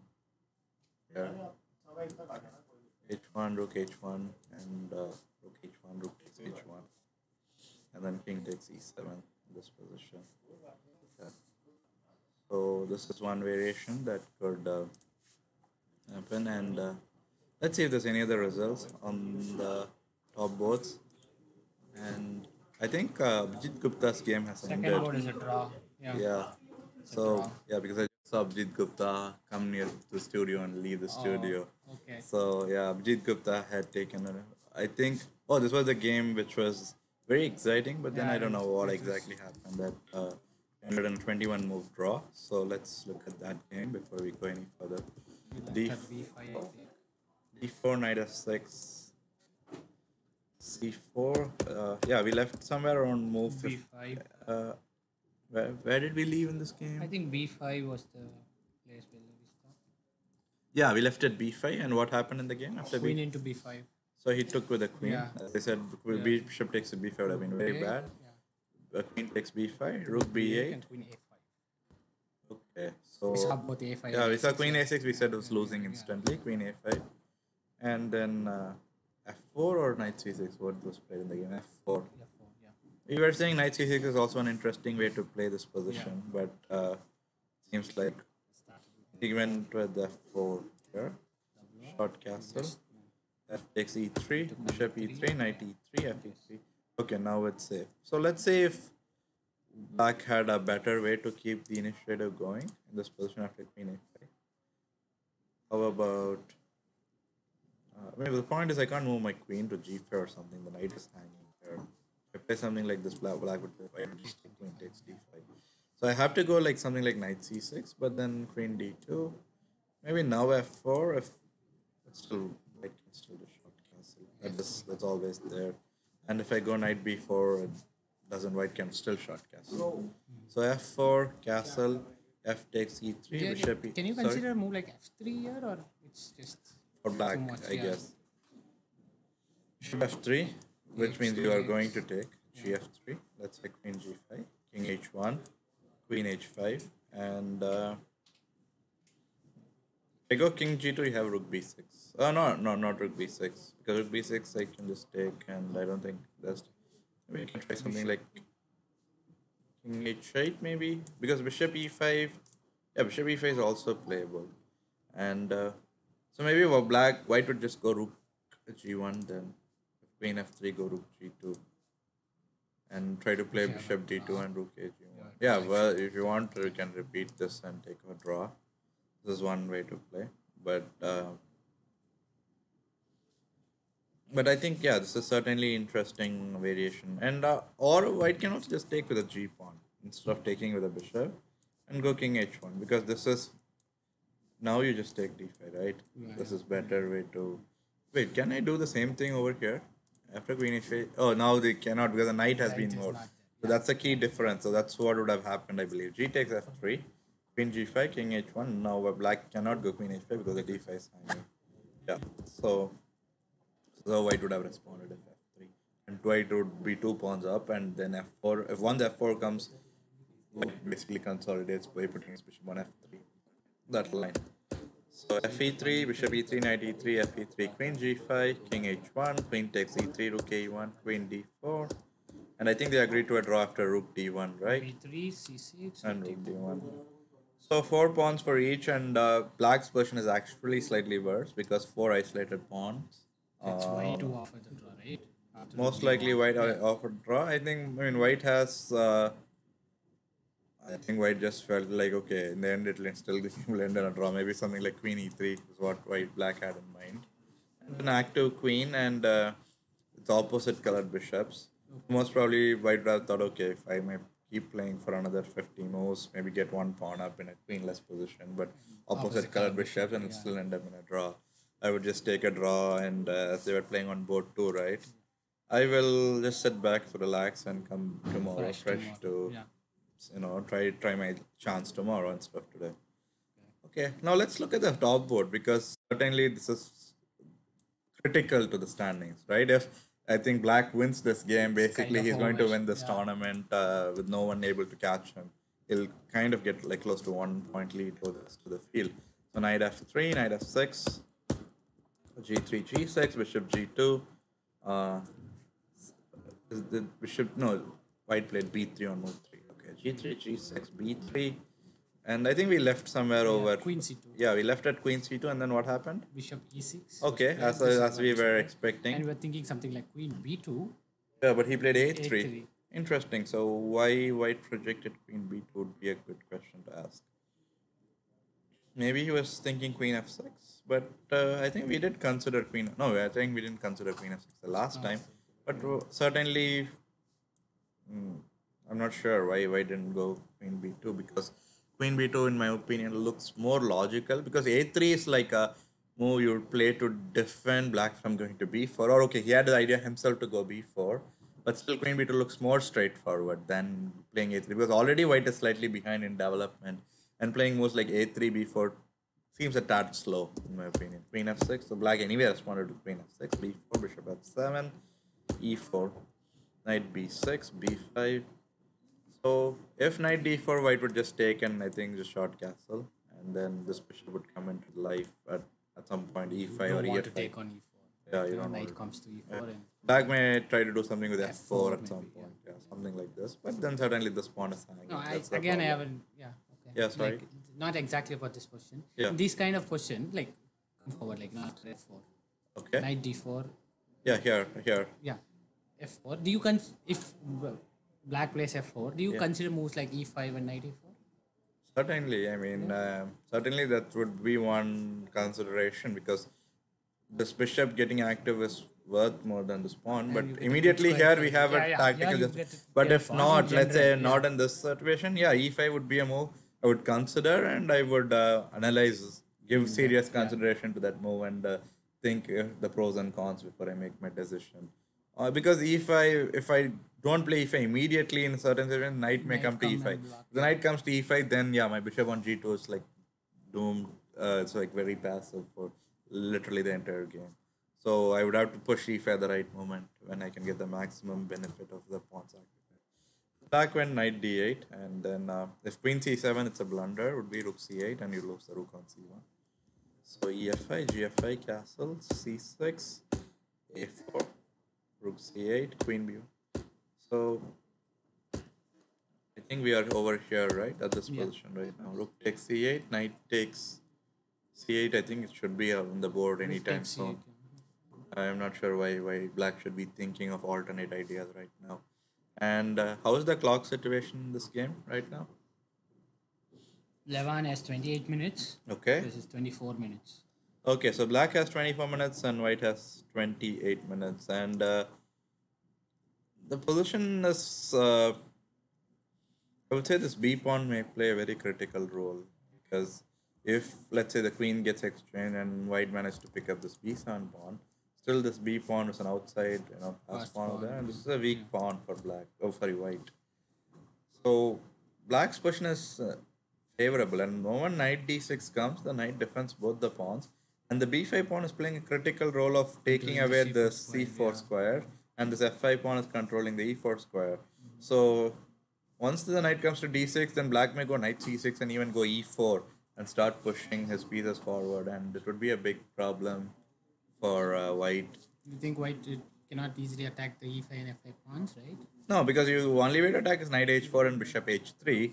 But then, as I said, the knight on d6 not just controls this pawn, it protects this pawn also. And if white goes crazy and white tries to do something with f4, black can just push the pawn to e4, and then you have another pass pawn coming up, e4, e3 down the board. So it's certainly I'm finding it a bit hard to find good moves for white, to be honest here. And we may see Mozdapur move to 8 points in if he does score 8 out of 9 and with 1 round to go, and he's playing with the white pieces tomorrow. Yeah, white pieces, I think there's chances of winning that. The first place is like so bright. But as you know, in chess, really like anything can happen at the end of the day. So we cannot really call even results these days. Sometimes there are some fortress, some stalemate tricks even in games, which looks like clear outright winning for one side. So, what is there any other board that? Let's look at the game. Actually, I want to look at the game that we already talked earlier. Eragasi Arjun versus Mirzoev. This was the game in King's Indian defense, where Black played this very enterprising knight g4 move, which if my guess is right, White missed. So d4, d6, and the last time we were here on move, I believe 14, somewhere around move 14, right? So h takes g4, h takes g4, and White played d takes e5. Yeah. So yeah, position gf3, bishop f3, knight e5. No, d5. Oh, Black took with d. So taking with a knight, interesting. Okay, so Black just wants to put the knight on d4, and say I'll play bishop c6 and maybe even go f5 at some point to open up the position. So d5, bishop g4, knight d4, king g2, bishop e6, bishop. And okay, so for people who may think Black may have made a mistake by capturing with the f pawn and breaking his pawn structure, the point to remember is that after fe6, the d5 square is being taken away by the knight on c3. The knight cannot jump there, and the f file is now there's even some ideas like rook f7, queen e7, rook a f8, and rook f3. Also, a very interesting that rook f4 is possible anytime. Like, and then give up the exchange and then isolate the g5 pawn and pick it up. The king becomes Yeah, weak. I think it would be very powerful if Black plays rook a f8 and then play rook f4. So after bishop f4, he can take with the rook on f4 But instead of the pawn. rook f4 takes Immediately- with the pawn, Yeah. and with the knight on d4, you're looking at something moves like f3 also at some point. Yeah, that's what I'm saying. This is and also by playing fe6, Black has cleared an escape square for the king, king yeah, f7. So Black doesn't really have to worry about rook h1, queen g4, queen h4, queen h7. And when the queen lands on h7, where Black will just go king If f7. required, Black himself can transfer the rook to. Yeah, another idea is king f7, rook h8, and generate counterplay. Certainly a fun position for Black, and we will keep an eye. Moves, so played queen g4 and Queen e7. Okay, they just played queen g4 and queen e7. Okay. And let's look at Gukesh versus Dinesh Sharma, another game we already saw. But as I said, this game is very important because this game may give the first Grandmaster for India in the year 2019. So it should be so e4, e6, and I think we left this game somewhere around move. I think we left around move 16, right? White played bishop c5 and move 16, and Black responded with bishop d7, stopping the bishop b5 check. Yes. And You're thinking White did respond rook f1, as I said, the idea of rook e5 exchange sacrifice. Queen c7 was played, rook a c1, rook c8, queen g4, g6, and knight g7 check. Okay, so now if bishop g7, I think White's just going to play rook takes e6, bishop e6, queen e6, king d8, bishop e7, queen e7, rook c8 mate. Or queen c8 mate. This is game over. It's a forced variation. It's all checks. It's already lost. And king d8 seems forced. so knight and g7, the only move is here king d8, and then e6. yeah, just knight e6. Or can you just go queen h4 check? Maybe g5 is there. Okay, yeah, just play knight e6. Why? Bishop e6, queen e6, and then bishop e7. It would, I think, some fact checker has to clarify if Gukesh would then become the youngest grandmaster if he has overtaken Pragnananda's record. Like Probably, I don't know. yeah. I think like he cannot. I'm not like, sure. By the end of December, he crossed that line of becoming a youngest GM in the. Youngest GM in the world, but he may beat Still the beat Pragnananda's Pragnananda's record. record, That someone who has the exact, details of that can clarify. Or I'll try to check during one of the breaks if someone can clarify me on that information. Yeah. Winning here. Yeah. So this is He's game getting over. another GM. Yeah. Good news. So let's look at the game. Ziatino Razet versus Karan Mosesian, because I see another very interesting position. And let's look at this game. And after this game, to audience, we'll take a quick break after this game of Karan Mosesian with Ziatino. E4, G6, D4, Bishop G7, Knight F3, D6. So in this game, Grandmaster Razet Ziatino from, I think he's representing the US Federation, has the white pieces. So knight f3, and black is current moves is he's also a grandmaster.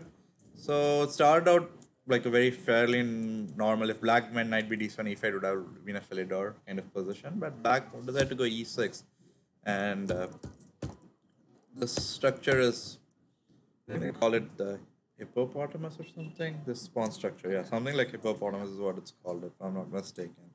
And it's not a very active pawn structure, just putting all your pawns on sixth rank. But in d2 king and white just goes all out for g4. I don't know if this is a great way to play. I think white should have just centralized the pieces first. But here white is given like a lot of space and he's in control, whereas black is playing in his initial 3 squares. Yeah. So what is it like? He's going to just play solid for a while and think about a pawn break whenever he wants, or so these type of openings, the idea is that they are trying to provoke you to be as aggressive as you want. They're kind of like giving an image like, okay, I'm playing very passively, push me as much as you can. But the moment you start pushing your pawns forward and so on, your king becomes weak as being the aggressive side, and then that ends up, and then they kind of strike back. Okay. So this is a very interesting way to play chess, but it's obviously not the best way to play. Like, you should not play every game like this. Maybe occasionally you can play chess like this. Because if you're giving up space and not fighting for the center and just playing passively and just waiting for your opponent to overextend, that's why I'm saying, like, okay, if I don't overextend, I just put rook a d1 and rook f e1. What active plan you have as black? You still have to play b6, bishop b7, and still wait. And I don't mind waiting. Like, if I play less, if white is a positional player and white says, okay, you're giving me all the trumps I wanted, it's more space, better development, and like center, I'm like, that would be a dream position. But what happens is generally even the players who are positional will get kind of like, oh, I have all this thing, let's go attack. to do something. Yeah. So that's like a reaction of this g4. And the moment you see some weakness comes, black strikes back in the center. Okay. And black is always looking which pawn break to make in this. He's just like, he can make any pawn break he wants. So he just on time d5. And all of a sudden you see like black is like, going after the d4 pawn, e5 break is coming, h3 could be a weakness, and so on. And now black's position is fine now, perfectly fine. Actually, white's only filled with h3 and h6 pawns. Oh, black's position is even better. So king h8, rook c7, rook a d8, and okay, it's trying something, but can I just go queen h5 and just take the piece? I think there's few more moves. Okay, so queen f6 was played, I believe. Why not queen h5? Queen h5. Maybe, knight g5 is what he was worried about, I believe, and force a draw. So queen f6 was played, and I think white still went knight g5, because you can still try to force a draw, or it's like equal after queen takes g7. So that's what I think was played. Rook e3 or rook a7, king g8, rook g7, and black has to play queen g7. F g7 if he wants to keep playing. Yeah. And we would reach this position. So 5 pawns for each side, materially equal, 5-5. But certainly black's position, this pawn chain is or pawn structure looks more pleasing to the eye. But the problem is you can't go like king g6 because of knight e4. But I would consider going king h6. Because if knight e4, I have rook g8 check. Okay. And if I go king f6, again knight e4 is a pin. Yeah. And white is also threatening knight e6 check. And rook, if rook moves, rook takes f5. Is f5 pawn weakness here? No, if I go king h6, how this becomes? No, but tying down the rook for a while and. Yeah, but it's just, I think, momentarily, in the long term, it's an asset. And if you go h4, I'll just go king h5 and take the pawn if I want to. And if you go knight e6, I have rook f6. And if you go knight c5, I certainly have most like b6. But knight e4 is coming. Oh, no, still I have rook g6 check. Okay, yeah. So, but here, you can take this pawn, but then this knight is off. Maybe I'll go f4 and do something. Knight d7, knight b6 there? Instead of knight a6? Sorry? Knight d7? Okay. Rook g6 check, king h2. Yeah, maybe you could do this. So I have to be clear, ready, concrete in this point. After h7, king g7. Actually, I think black is thinking of, should I take a draw? Or no. Or there's another way to play. Why should black go this? Black can just go rook e2 here. f8 is any. Yeah, but that's a rook anyway I gave up on e3. So in this Okay, okay. position, Yeah, yeah. I get it. so Yeah. this is a rook I gave Yeah, up. If instead by of taking this. this Yeah, pawn, yeah. Okay. I'll save this rook Yeah. and leave you with that. Take This that. seems This, way better. Like, it's yeah, still the rook I'll is just stuck in F1, and this and rook yeah, is an the rook is active on rook the on seventh e2, rank. Is and yeah, still it's 5 pawns, but an active rook and active rook. f4 e3 and Yeah, all. yeah. This yeah, definitely rook E2 seems Yeah, black may much do more. this. And okay, we'll take a quick break and we'll be back in a few minutes. And we'll try to get Gukesh Yeah, sure, on sure. live if he's completed his game. I think the game should be completed anytime soon. So, Can we take a quick look at Deepan's game before we go? It sure, seems like certainly. If there's a something's piece exciting, tower or we'll something. look at that first before break, just before anything else. Yeah, Yeah. seem correct. Like So, it's I think board number 8 or somewhere, I believe, right? Let me try to get that game. Oh, yeah, here it is. Deepan versus Ratnakaran. So, mm, Queen C5, Rook D1, Queen D4. that's nice. G3, G6, E3. Here it is.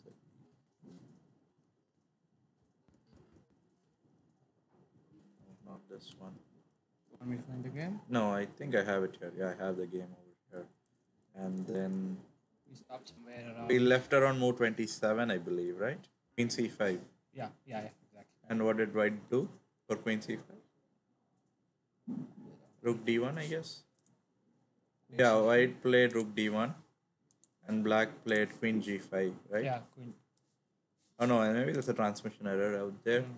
Yeah, well, that's I think a transmission error. Rook D1, Queen Transmission. G5, but then I think we got the right position after Rook F6. So Rook F6 was Yeah. played, and then Knight E6 and Queen H5. Knight. So what is Black really looking for? I mean, maybe he thought it's a mate, but No, there's no it's mate. You can just take on H6 or even go King G4. That is. I mean, as I said, there's really not much Black can do here. It's just lost after Rook F6. Knight e6, you're losing an exchange. You cannot go back. And if queen c6 still, they just take. There's no mate anywhere in sight. Yeah, I think Deepan is just winning this game. And yeah, so I think the game may have been already over because don't forget that there's like a 15 to 20-minute delay on the broadcast. Yeah. So some of the games may actually have ended on live, but may have still be shown live on the broadcast. Yeah, okay, we'll take a quick break and we'll be back.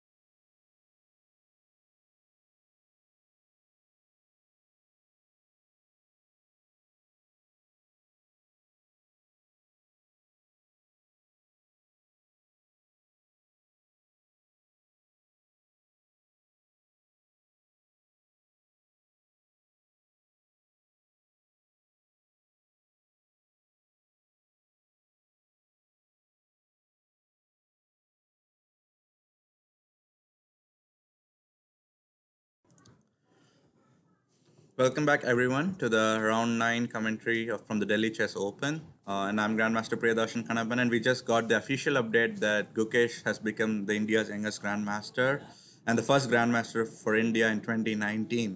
So the Grandmaster count is just going up and up, which is a great sign for India. And the, the one who just lost his title as the world's youngest, India's youngest Grandmaster, Pragnananda, is right now playing in Tata Steel Masters B section. So Indian chess is certainly in a very good spot right now with a lot of exciting talents coming up.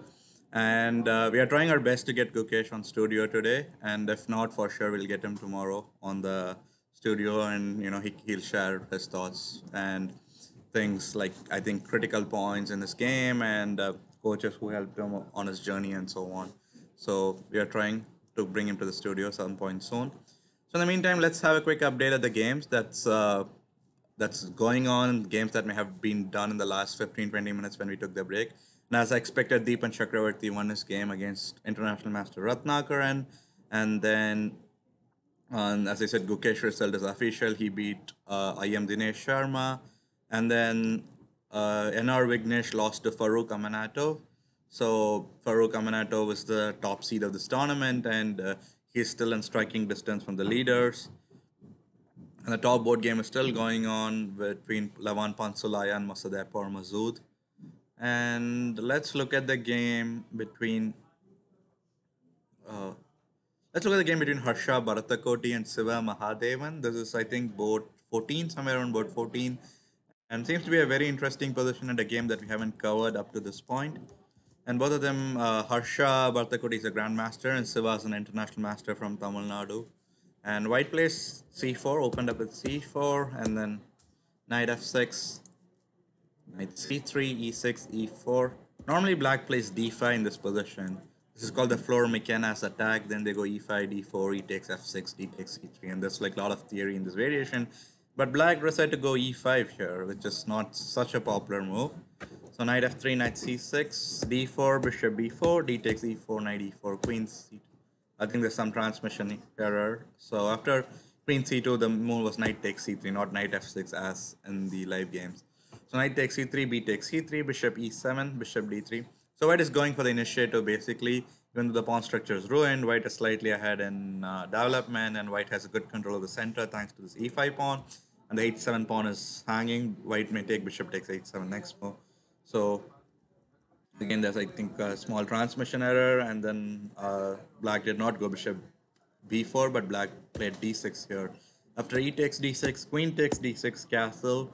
So in this position, if white did take bishop takes h7, then g6, and the bishop on h7 is trapped. And if bishop g6, as the queen is on d6, black would be able to play queen takes g6. That's why white just went short castling, and black played h6. So rook b1, stopping the bishop on c8 from developing, because the rook b1 is hitting on the b7 pawn, and black has to defend that pawn before he moves the bishop from c8.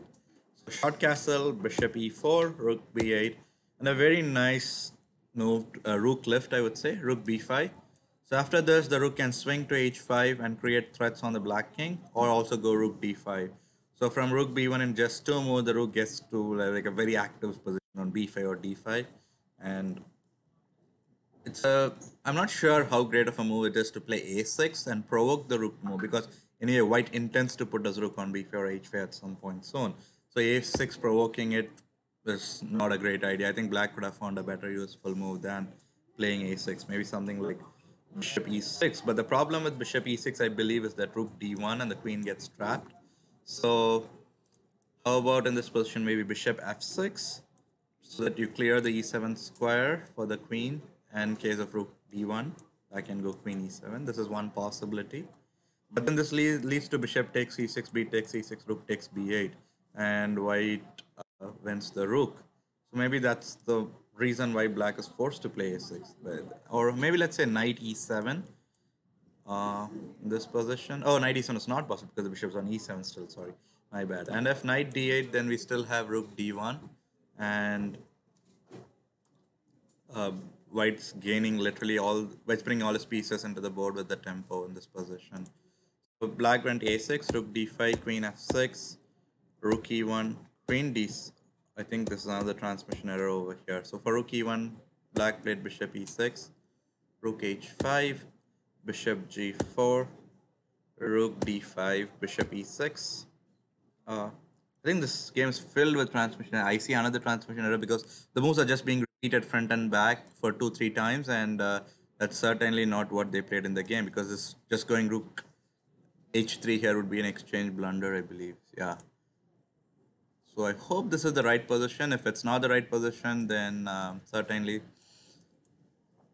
it's uh, it's not good to analyze a game that's not even really happening on the board. But after knight takes e6, fe6, bishop takes g6, bishop c1, rook takes c1.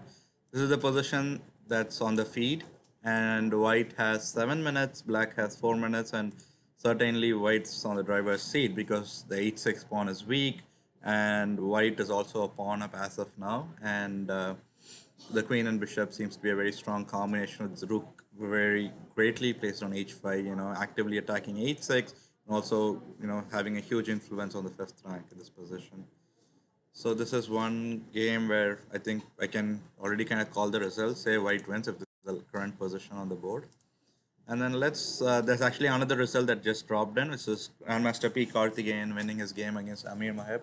And Vivek is just joining us back on the stream. Welcome back, Vivek. Do you have any updates from the tournament hall? Yeah, I think Gukesh have won the game. Yeah, and he officially became the youngest Grandmaster from India. He's 8 months younger than Pragnananda? Oh, okay. So he made it 8 months before Pragnananda. No, he's 8 months younger than Pragnananda. Okay. I'm not very sure when Pragnananda became a GM, how many months before. Okay. So that's still, it's not officially confirmed. But I just saw a post, I think by Gopakumar, I think a few minutes ago, or like where he made a Facebook post. But okay, I may have then it should be misread right. it. But Yeah, it oh, looked maybe like he it made should- Gukesh had done Gukesh, it, something like that. That was the seems post. to be the Yeah, so by that think logic, it's yeah. official then. Yeah, it's very official. And then, P. Karthikeyan has won his game against Amir Moheb. Looks like a very convincing game. And then, Niranjan Navalgund actually lost. We thought it would be a great attacking game because he was sacrificing his knight on d5 and, generating a lot of initiative. But looks like that attack wasn't enough for white misplayed the attack. So last time we left somewhere around, I think, move 19 maybe. AB5, C takes D5. So it's official that, Gukesh won, Gukesh is the India's youngest grandmaster. Yeah. I mean, this is the words of Gopakumar. He's generally like 100% right. If he goes wrong, then don't blame us. It's his words, yeah. And I put all my faith on Gopakumar sir to get the facts right. He's like one of the leading arbiters in India, and also he's if I'm not mistaken, he was in the anti-cheating commission in the Olympiad that was just held in Batumi, Georgia. So, I never took on E7. That's what. what happened? He never took on E7. He played rook d5. Wait, that sounds very strange. Why would someone go rook d5 in this position? Maybe. Okay. So his idea was that if you take this bishop g2, king g2, and queen c6 check, maybe something like this. And if queen f3, still this. Okay, he just taken king e7. Maybe this is why he played rook d5. I think he just missed that after king. He should have gone king h1 as we were talking about, but he played king f2, which was a mistake because after d takes e7, there's bishop g2, king g2, and just queen b7 or queen c6 check, and then h1 promotes with it. So that's why. So most probably a very severe miscalculation by Niranjan. Sorry, I still. So in this position, if d takes e7, bishop g2, king g2, queen c6 check. Okay, queen f3. I just take on e7, and I have a pawn on h2. And I just win this. Because you can't even take on g5 because e5 falls. Right? Okay. So h1, and then rook h1, king takes e7, and this, no. So I think white played rook d5, so that white wants to, generate something. After g takes f4, bishop takes bishop d4, bishop h4, king f1, bishop g3, 6. White is trying his best to complicate the game, but it's like, black has so much material that he can give back some. And actually, for h1 queens, white went bishop g1. So black has 2 queens on the board, 2 rooks. This is like, I think we have to manually count how much extra pieces black. I think black has an extra queen, a rook, knight, and 2 pawns. But white still has some sort of a counter play, but not enough to cause any sort of a draw or an upset. And yeah, it's kind of a great game at the start, but Niranjan misplayed it badly. He could have certainly pushed for the advantage here and this position. And let's see if there's any other results that has come in the last few minutes. So,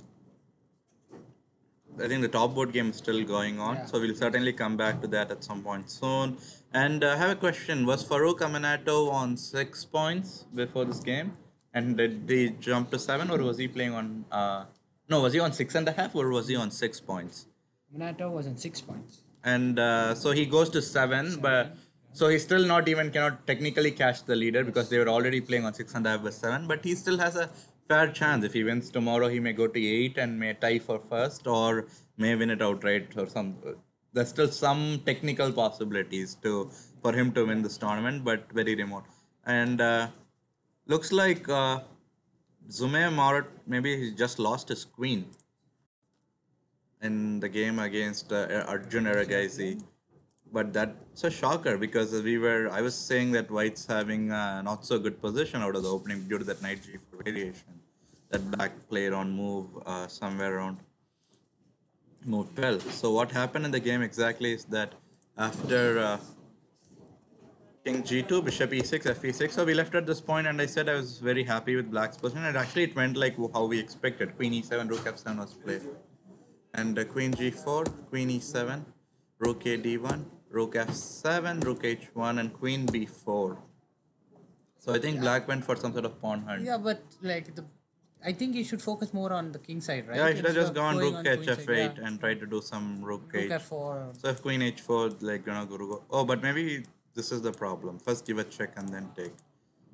And do something. Because now E5 maybe a. Oh, but then G5 is hanging. Yeah, he could have gone this. I'm not really sure why he went for this some sort of a pawn hunt on the queen side when the action was all on the queen there. So queen h4, b5, queen h7, king f8, queen g6. Certainly not the right way to handle this position, the way Black played. So after rook g8, knight e2. Okay, so the idea of knight e2 is that if knight takes e2 is played, oh, he just takes on e2, and if queen e2, I think it's bishop bishop c. Oh, he just wants to give rook d7 check. That's the game actually, yeah. Rook d7, king d7, queen f7, king c6, queen takes g8, queen e4, king h2. You went on exchange, but the And I think he just blundered with knight f4, missing queen a8 check. Or either it's a transmission error, I don't know which one. Because if it's queen a8 check, then Black's has basically resigned. There is really nothing he can do to put something in between the queen and the king. So in this position. So other than that, is there any other result that has just dropped in at this point? Let's look at and let's look at the game between Ivan Rosum and Vikramaditya Kulkarni, because this could be a game with a lot of interest, fighting interest, because h5 pawn I see is a very interesting pawn structure for Black, and but Black seems to be an exchange down, and Black is like 220 points higher rated than White. Grandmaster Ivan Rosum from Russia, and White is Vikramaditya Kulkarni, I think international master, rated 2345. So c4, v5, and then knight c3, bishop b4. So I think we can skip the opening part because a lot of games are like on the verge of finishing. So we can quickly skim through the opening moves and go to the critical. Actually, it's a very exciting game. I mean, 10th move, White played g4, trying to break the center. Black responded equally enterprising with queen h4, gf5, knight f6, knight b3, bishop c7, d5, c5, and so on. So Black had to give up an exchange sack, I believe, because I think he sacrificed, not like he blundered or anything, because in return he's getting moves like bishop g4, bishop f3, followed by knight g4, and immense compensation for the exchange. But h3, bishop b8, b6, and over here, let's see the live position on the board. I think they are on move 34, I believe. Rook f8, king f8, and okay, White played queen c8 check. So White has 5 pawns, Black has 5. White is an exchange up. But the problem is this bishop on e1 is kind of doomed because it has to keep defending the f2 pawn, or else black will play knight takes f2. Because the pawn And is all the advance so far. yeah, Advance on and the f3. So h4, h3, h2 is going to be up here. And then the a7 bishop. In the meantime, a7 bishop is also passive for black. But black always can sack a pawn with c4 if he wants, but it's not absolute necessity. But I think black's main idea would be to just try to roll. But the point is this knight on g4 is being supported with the h5 pawn. So as much as the queen is on c8, black cannot really push the h pawn. but So black bishop, even after c4, the bishop is not doing anything. I mean, I'm thinking maybe some eventual sack on e3. so at some point, not immediately, but at some point. And also the another idea is that let's say if I go king g7, I have to be careful of bishop c3 check.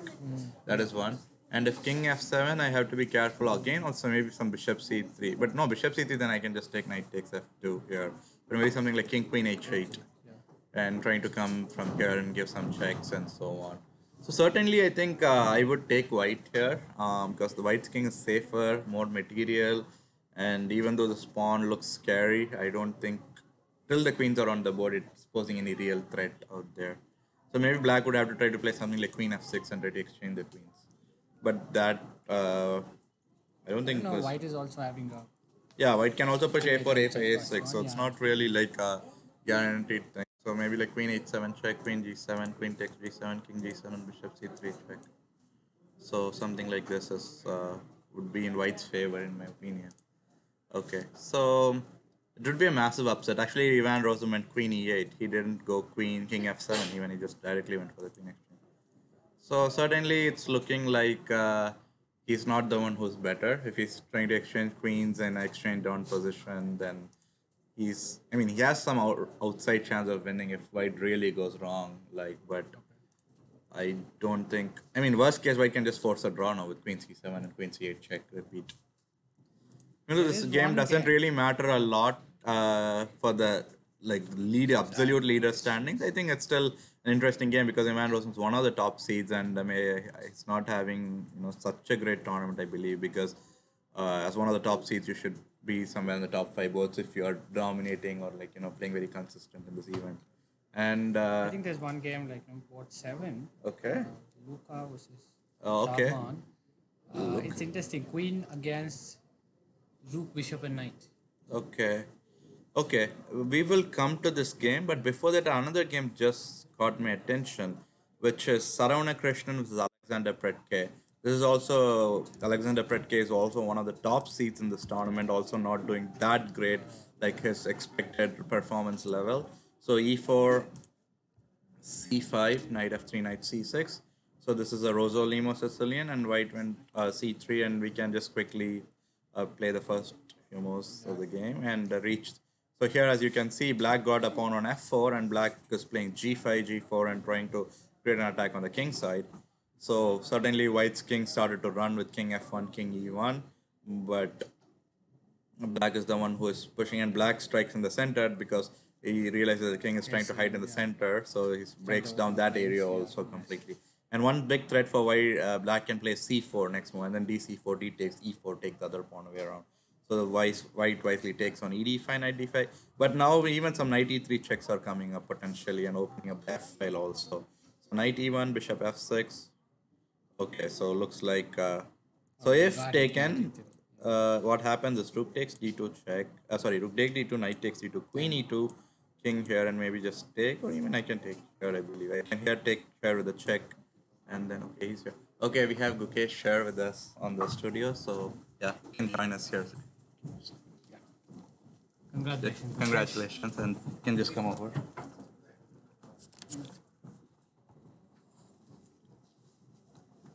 First of all, welcome. Congrats for being a King's Grandmaster from India.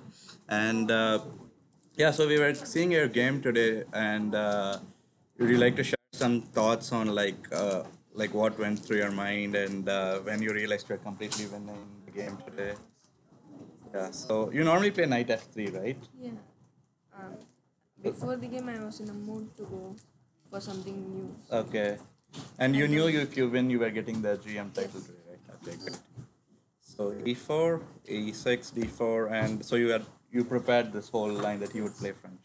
Okay. Knight d2, bishop We e7. mostly play essays.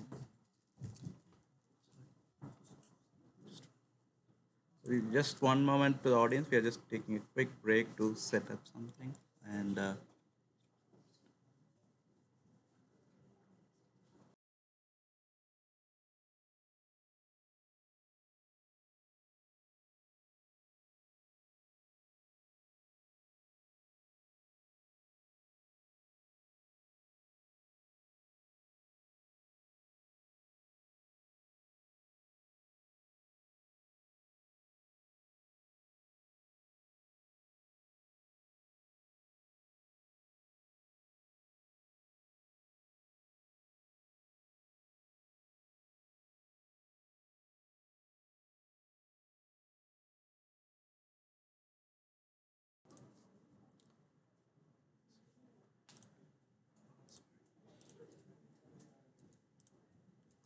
yeah, so we are back. There was just a small technical thing that we had to fix before we go back on live. So we have Grandmaster, now we can call you Grandmaster Gukesh. And we have Grandmaster Gukesh who just won his game against International Master Dinesh Kumar Sharma. And he's here joining us and will share his today's game, and in general things that his journey to become Grandmaster. So yeah, you were saying that you prepared e4 for this opponent specifically, right? And over here, so up to what point where you had to I prepare? mostly play a6 instead of bishop e7. So Okay, I had some preparation there. in this line. So for Bishop E7, was it more of a over the board inspiration at this No, point, or you bishop still e7 had some? I checked some lines, but mainly I focused on a6. Okay, so E5, C3, Knight C6, Bishop D3. Where, and also there's some lines with Queen G4 here, right? Immediately, Queen and g4, for king Knight F f8. and Knight F3, I believe. Yeah, I Yeah, didn't some. find it so close. Okay, so C3, Knight C6, Bishop D3, CD4, Here CD4. knight d4 is not possible. Queen g4 is Oh really yeah, good. Queen G4, yeah, and then both.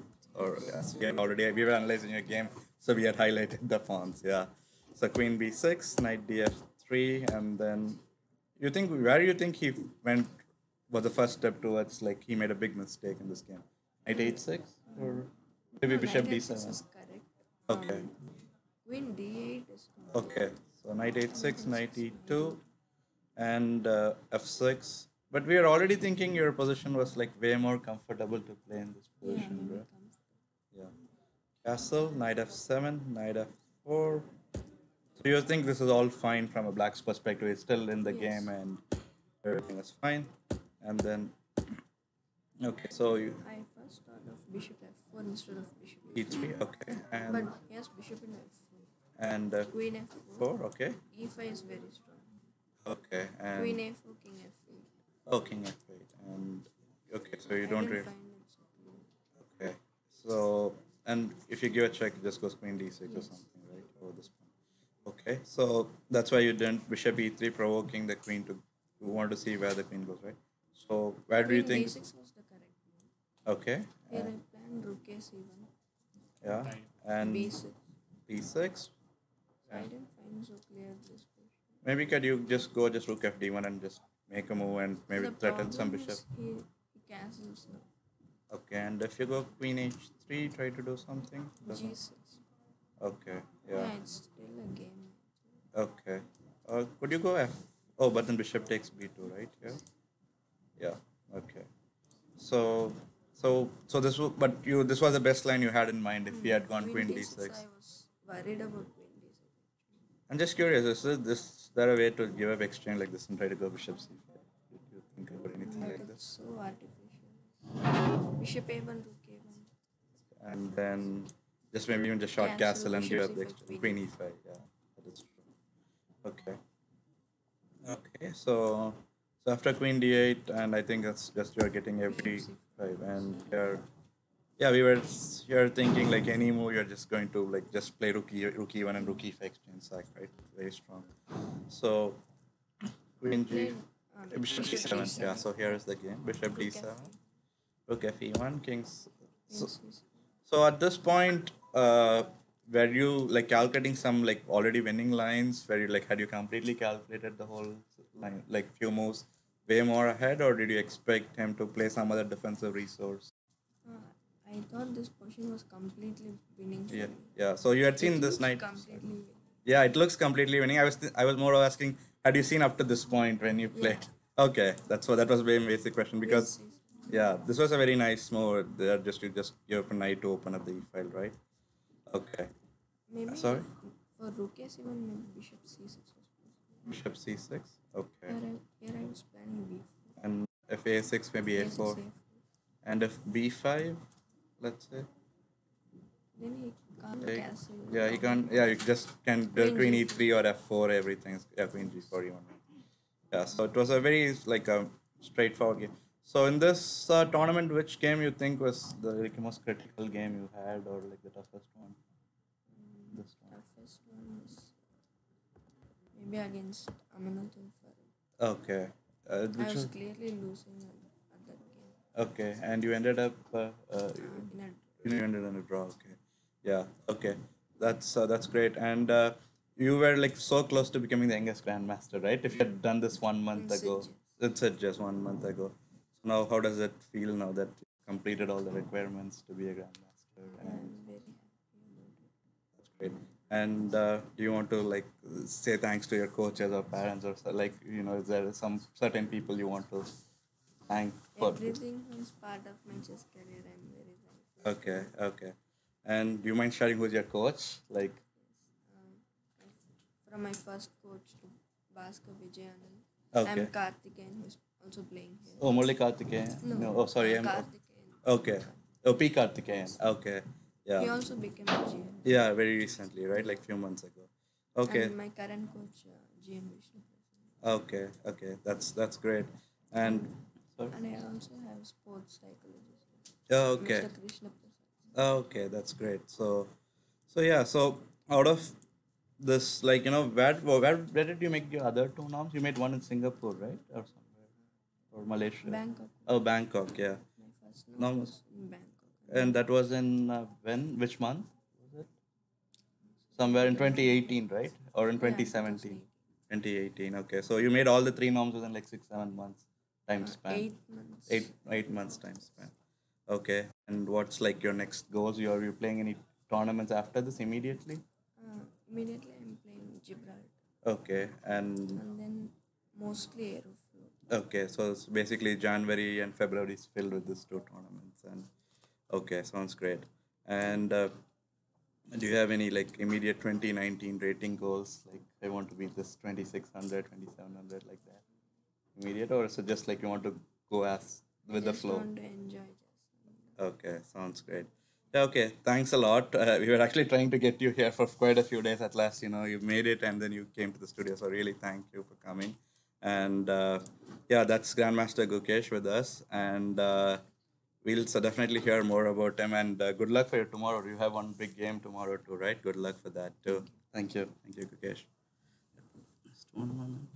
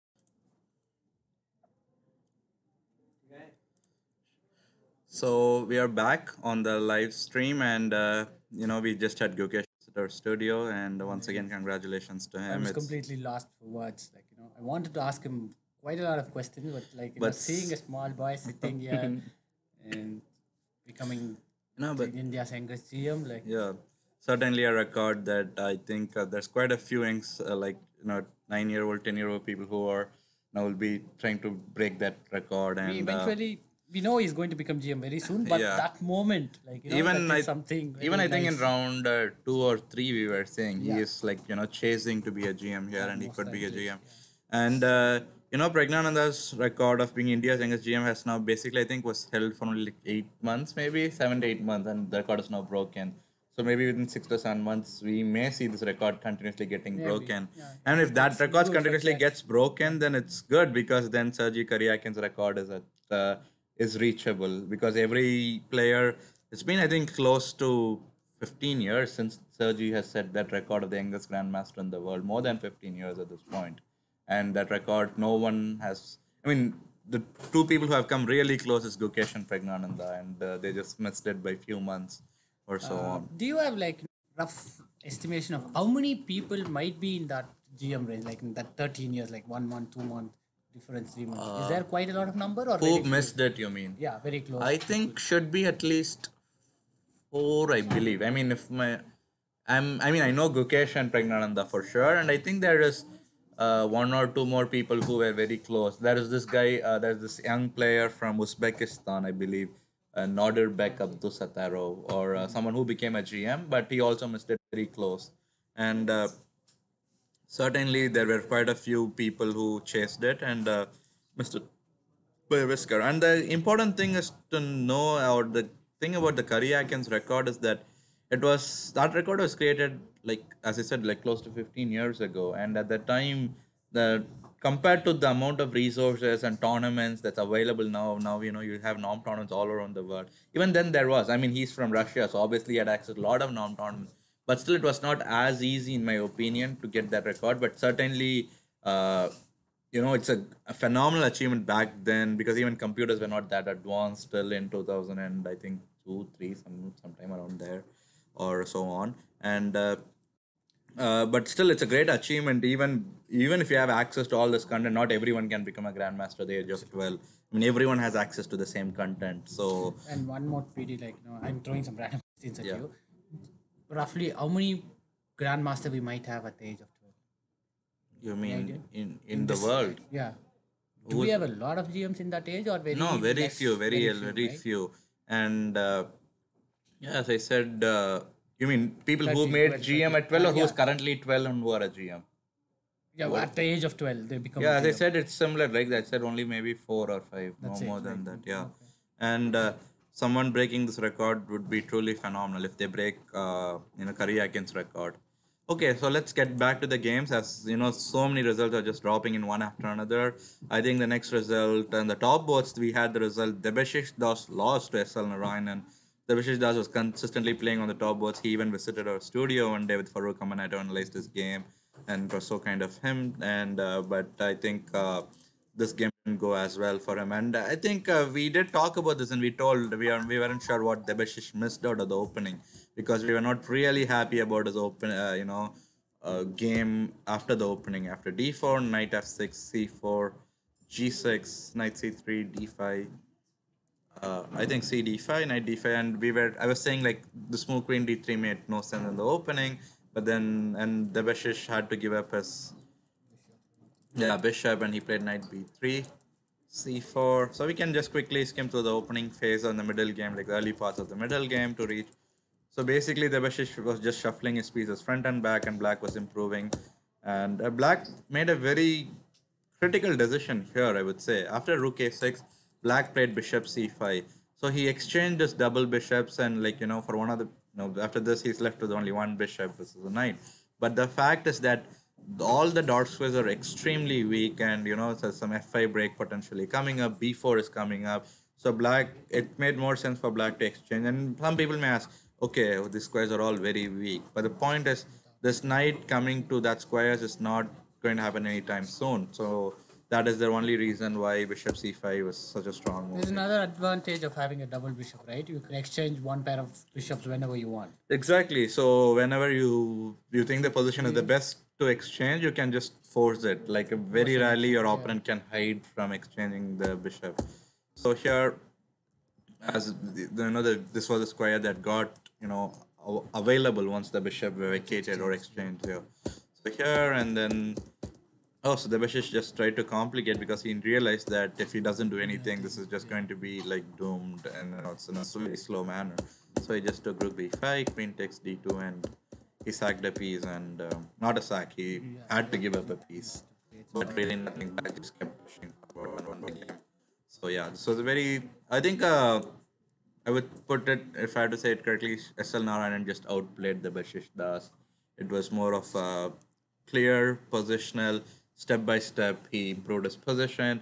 All the drawbacks that White gave, Black exploited absolutely beautiful, and Black played a fantastic Do game you in my think you opinion. missed queen d3, knight e5 something, or he wanted to go into that position? What do you think is might have happened? I would say something like, I mean, he could have, if he wanted, he could have gone something like even Queen B2 if he wanted. Most likely, sometimes you have hallucinations on your board. You feel like certain moves would be great, and you just want to make it. Sometimes you want to make certain moves. It just looks very catchy. But sir, I don't know why someone would want to put his queen on d3 because they always know the queen belongs to b3 or b2 in these kind of position, not even b2, b3 more or less, or a4 sometimes. So only the Bashish can explain what went through his mind here. I mean, certainly he's not in a level where he will miss knight e5. It's not such a great plan. So the Bashish certainly would have seen that black can go rook d8 and knight e5. And so he may have had something in mind which didn't work out, or he may have hallucinated and saw some ghost variations, which could never occur on the board. Okay, that takes SL Narayan into 7.5. So yeah, and if there is a draw on board one, then he'll join the leaders. So Take a quick that's look on one. the first Yeah, let's board. look at the first board because they're still playing. And last time we left, I was saying You Black's rightly position told the was really. b5 pawn is playing a Yeah, big I role. told, yeah, the b5 pawn is going to be the most critical factor in this game. And let's see if my prediction comes correct. Knight f3, knight f6, and we can just skip through the earlier moves. Here it is, knight d4.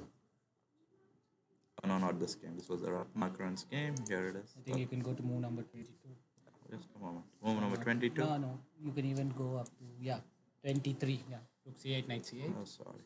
Knight Knight f3, knight f6, d3. So, yeah, somewhere we left at this point. And I said this knight, this is the Option exact to point. Yeah. d6 and Knight went to c6. I thought knight would go to d6, but black decided to go to c6. Now that the queen on a7 doesn't, once it's moved, there's no pressure on the b7 pawn. So and if queen takes b5, I think what he had in mind was something like e4, most likely, or knight d6, maybe. Maybe it's knight d6 and followed by e4, something like this. So white just played knight h4, knight d4, knight f3. Oh, okay, nice. Nice variation. Or I think black went into this purposefully. He decided that he would use this extra, the outside pass pawn, not extra pawn, but an outside pass pawn and to convert. But for here, uh, obviously, if knight d6, the problem same. The knight takes d4. That's actually worse. You just lose a piece in this line, and then take and knight f5. You can't do that. And if not, also knight f3, bishop f3, and then 3 pawns are. So knight df3, queen d6, queen d4, and here. just escape 2 pawns in the process. No, yeah, actually he lost 2 pawns in the process. From being a pawn up, he went a pawn down, but I think he's like saying, I'm going to pick up this pawn. It's such a weak pawn out there. So rook d1, rook 8, and as expected, he did pick up this pawn. And the point is, if you take, there's rook. Oh, that's what happened in the game anyway. This rook a1 check, and we get the piece back. h4, b4, and this is, you cannot take this. It's checkmate out there. So white clears the square. Clear on g4, b3, king g3, king f8, rook b5, bishop c4, rook b7, rook d1. And I think black seems to have gone somewhere wrong. I don't feel like this position is what really black was hoping when he started this game. when he had this position, over here, I would have thought Black's position would have been way, way better than what he ended up with. So on the journey to this position, he has made some mistakes. So suddenly, but how's the clock situation in this game right now? Both sides are under 2 minutes, right? Yes, White yes. has 1 minute 48 seconds and Black has 49 seconds. Yeah. And we are on move 52. Can you update me after move 49? White played knight d4 Knight and then d4, king d7, okay, h5, yeah, rook e1, check, okay, king d3, yeah, rook f1, and rook b5. okay, rook b5. Who is So playing for win here? certainly, What? I feel white is playing Okay. for a win. Black is just happy with the draw at this point, and because the point is, if you go king d6, I could just maybe move my king, maybe somewhere e3 or e2, or so on, and uh, this b3 pawn is not going any further forward. Even if it does, with the rook help of rook b1, then still you cannot remove the rook because then you will still lose the pawn. Still, the pawn is controlled by the bishop. Yeah, the rook can just move around anywhere, the f1. But if you put rook b1 and play b2, then unless you have a check to clear the b1 square, the rook is basically stuck on b1. Black's rook, I mean. So certainly, I think black at this point is hoping somewhat to escape with the draw, and white is suddenly pushing. Actually, we have got few more moves on the board. So 52 rook b5, and I think black played bishop g8, f3, right? And this is a live position. And if Levan Panzulaya wins this game, we'll have two new leaders. Yes. We'll have Levan and we will have SL Narayanan. And can anyone else join them in the lead? Because I think the fourth board will become a draw, so they cannot join the lead. So only Levan and SL Narayanan would be in the lead going into the final round. And how many points did Gukesh score at the end? Is he in 7 after this today's win? Was he on 6, right? He was on 6, yeah. Yes. So he's on 7 out of 9, and he will have a outside chance for the title still. And can you tell me There are a who? lot of people in 7. Yeah, I mean, yeah, there will be a lot of tie breaks and so on. And can you tell me who all Gukesh played on his way to this, fantastic performance he did today? He said he played Amanato in one of the games. So he played Bomini, Monica, Kshaya, I think a WFM, followed by Nikhil Magilan as CM, and then Mahedi Hassan Parag, FM. So this is the foreign player, that requirement, you have to play a certain number of foreign players to get a norm. So that's the first one. Then he played Grandmaster Alexander Pretke, another foreign player and a title player. Sahut Kalranjan, Dipta Ghosh Grandmaster, SL Narayanan, Amanato Farooq, and then Dinesh Sharma. And he went undefeated. That's a very solid performance out there. And he's also gaining a good amount of rating. So he's gaining around 15 points, I think, after today's game, somewhere around 15 or so that puts him around, I think, 2530, because I think he may be gaining some points from Sedges, or if it's already counted, I'm not sure. If it's already counted, then he's like 25, 15 borderline, somewhere around that range. Yeah. So let's look at the other results. So in the 30th board, I think this is a game we didn't cover, but just I'll give you a result update. Vikramjit Singh lost to Kuzan Khoeb Muhammad. White was 22-14 and black was 24-55. And then, oh, wow. So I think we may have one more person who made his norm. Saurav Anand, he had to win to get an IEM norm, and he beat Grandmaster Andre Deviatkin in this game. This is the exchange Roy Lopez we were talking about, and I was saying that I felt White's position was very comfortable, but it looks like White did not. I mean, win this or press his advantage and score a point. That's two losses in a row for Grandmaster Andy Deviatkin, because yesterday he lost to Pranav and today he has lost to Saurabh Anand. So certainly not a great performance for the Grandmaster. And And I recall you saying both the game they were very strong in the endings. yeah, I think both the game he lost in the ending. yeah, Even yesterday he lost in an ending. yeah, true. So okay, so we got us some like this. So in this position, I think we left last time at over here. Yeah, we left here, and I said that this is the position we left. Yeah. But now, if White didn't take this pawn, because I think White was thinking maybe rook k8, knight c5. He thought this is too many weaknesses. So White just went back knight d3 in this position. But then black responded with c5. bc5, and then rook d7. Because if you take here directly, it's here knight c6, bishop a1, and maybe white thought this wasn't a great position. Yeah, a5, a4, and Pawn on both sides of the board. yeah, I think this three was stronger than the central pawn because this pawn is not going anywhere. And so white first played the creative move rook d7, so he can take with a check. But now this endgame is good for black basically. So after rook g1 and then h4. So white was trying to get a outpost on the c4, but before that he played b3. And if knight c4 here, you can take here. Takes this rook b1. Yeah. So c3. I think you should not have. White should not have allowed c5, right? White should not have But allowed to open I up the think position. in this position, if you ask me, maybe white should have just gone maybe knight b3. Yeah, don't allow that c5 for a plan. Immediately, but knight b3, maybe he'll go king e7, let's say, Prepare, like, and play something like a4. And if c5, bc5, bishop c5, and let's say knight c5. I mean, maybe some position like this, and keep playing ab5, ab5, and activate the rook on 7th rank. Something like this, and we could keep playing. But instead, white ended up with this position, rook and bishop versus rook and knight. But still, it's not like that bad, but let's see how. Oh, great move, I believe, right? Yeah, c4. So if here rook d8 check, and if king c4 also, I think he still had a check in mind. And take on c3 and take on f3. And wherever you, oh, here you just maybe even go here. It's over. It's just over. You just keep the spin forever and take this, and then you exchange everything and take here, and then just rook b3 can even just take an f3. Yeah. Nothing really big there. So here.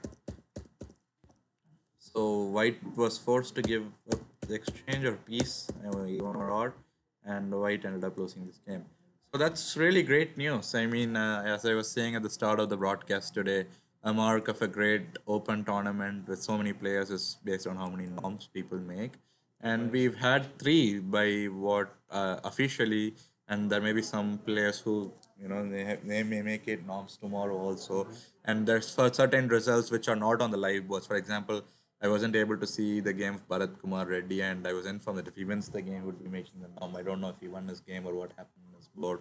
And so certainly, I think the same for Aditya Mittal also. His game is not on the live board, so we couldn't see the result, but hopefully he won and made his norm. So we have so far 3 norms made from this tournament. And is there any other result update, Vivek? We are wondering whether it's a transmission error or he blended the queen. There's confirmation you have blended the queen. So he resigned immediately. Okay. Yes. So this is the game Arjun Aragai Suzume Marat, where if the audience remember, queen a8 was the final move, and we were thinking about what exactly happened. And there was a question we were talking about. We had a rook, knight, and a bishop against the queen. We will have to go back to that. Yeah, we'll definitely go back. Decided to take a draw though. Okay, but we'll still look into it briefly. And actually, I think there's a lot of results that happened in the lower boss. Just we'll inform the audience about it. A.L. Muttaya, he managed to beat Swati Gate, one of the veteran Indian women's players. She's like been playing for, I don't know, her experience is close to 25 plus years at this point, most likely some 20 to 25 years, I believe. And Rahul Sangma lost his game against Mohammed Nubair Shah Sheikh, and then Sayantan Das lost against Samir Katmale. That's a result that has just dropped in. And Harsha Bharatakoti, he won his game against Siva Mahadevan. We didn't cover the game Karthik Venkatraman versus Siddhant Mohapatra, but the Grandmaster won in that game, and Grandmaster is Karthik Venkatraman for the viewers. And then Alexej Alexandrov actually drew his game against Kaustav Chatterjee. So that's a kind of a mini upset, 220 points, and then Black managed to hold. And actually, in the last position, Black is technically a pawner, but Black will lose the pawn in a move or 2. So if we get time, we'll come back to that game. But certainly, we'll give more importance to the live games. Is there any game that's going on live except for the top board right now? Murali Karthikeyan won his game against Rohit Krishna. Murali Karthikeyan had the white pieces, and he was playing Rohit Krishna, who's 23-82. And then a couple of Pranav's game is still live. Which game? Pranav. Okay, V Pranav. And then another result is Tran Tuan Men, Grandmaster from Vietnam. He won his game against Samad Jaikumar Shetty. So Tran Tuan Men has had a phenomenal success in the circuit. He won the Bhopal and finished second in the IIFL Mumbai. So this is the third tournament in the circuit, and still he's somewhere near the leaderboard, but not exactly on the top. And then Pranav's game is going on, and Pansolaya they agreed to a draw. So let's quickly look at that, like what exactly transpired in that game since the last time he left. So knight f3, knight f6, g3, and then I think we left this game somewhere around. Let me pull it up. Yeah, we left somewhere over here, right? Move 49. No. After Yeah, we F3, left here. After f3, rook d1, king c3, rook c1. And as I said, black is the one fighting for the draw. And oh, black played a very nice move. H6 on move 60. You know, kind of distracting the rook from f6 to go get the h6 pawn, because if g8 6 you lose the rook, and if not, and white played knight e4, and they agreed to a draw here. Seems a bit strange why they would agree to a draw, but because even if bishop d7, I think I can go f4 check. Rook f4, rook f4, king f4, and then I just take and queen. So I think maybe white won the game. They are corrected the result. Sorry, my bad. I think I know what happened, because in the DGT board, for the audience, the first e4, d4, e5, d5 squares is where indicate the result, and as the last move of the game was knight d4, maybe the result picked it up, but then it should have counted as black win because king is on e5. I don't know what exactly happened, but I think some sort of a result error initially, but they corrected it. So Levan Panzulaya won. That means we have two new leaders, Levan and SL Narayanan. And have they played against each other, or will it be like a real showdown between the two leaders in the last round? Levan, I think Vivek will be updating me on that. No. Okay, so that's like a perfect final round for a tournament like this. Two leaders battling it out of each other, but it would be anticlimactic if they draw and someone else wins who is half point behind and they take the title, right? Well, we'll have to wait one more day to see what happens. There are a bunch of players in 7. So Yeah, there's a lot of people on 7 who can still catch them.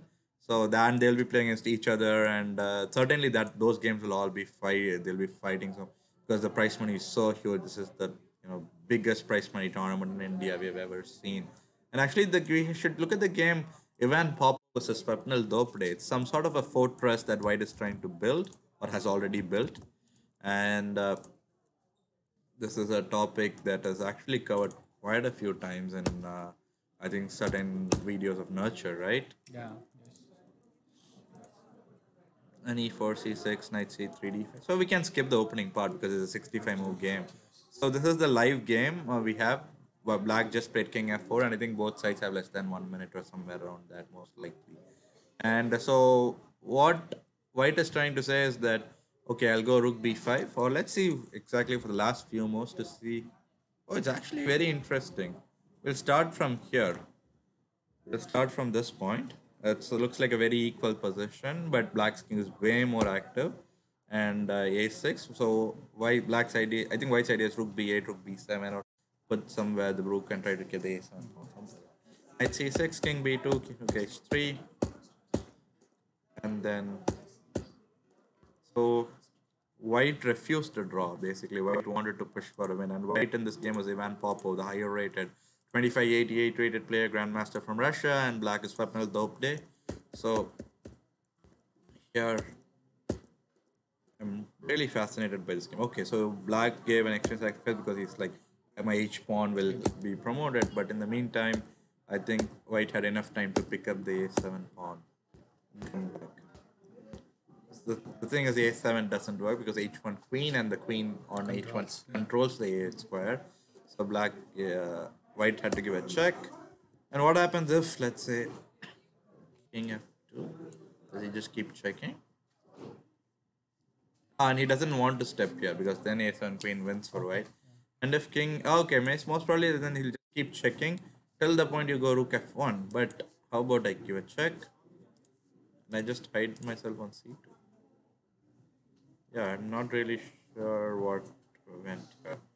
Let's see the game to get a better idea. So king h4.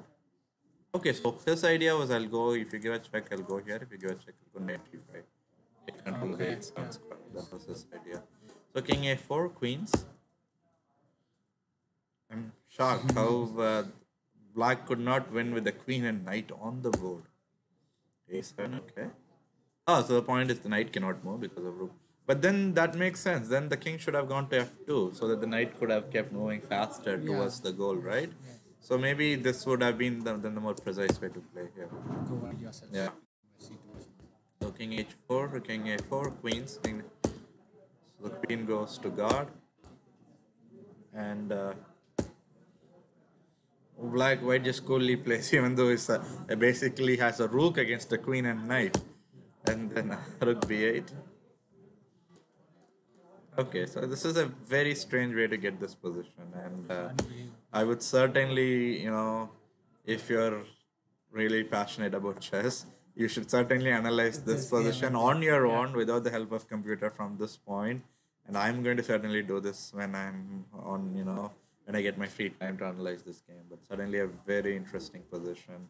And I think you'll learn a lot if you analyze this position because it's very rich in calculating. It looks more like a study to me at Yeah. this point.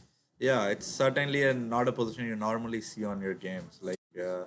Because this position, if you just randomly, show it to someone, they'll be like, "Why are you showing this position to me? Why black has a queen and knight compared to a rook?" But the story is that this knight cannot really come all the way up to here. If the knight reaches a8, it's game over, basically. But it's so far away.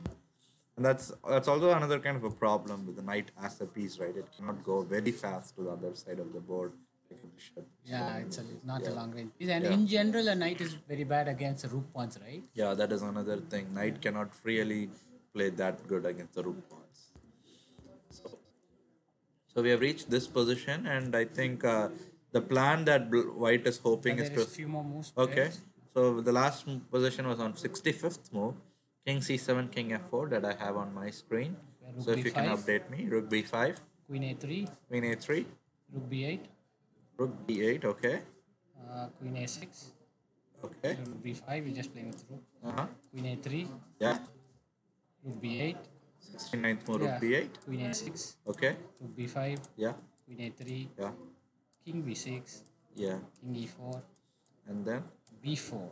because he played b4 because this endgame is theoretically lost if you try to go for a queen and queen versus rook endgame, and in the sense at some point the rook you will lose the rook to some sort of a check.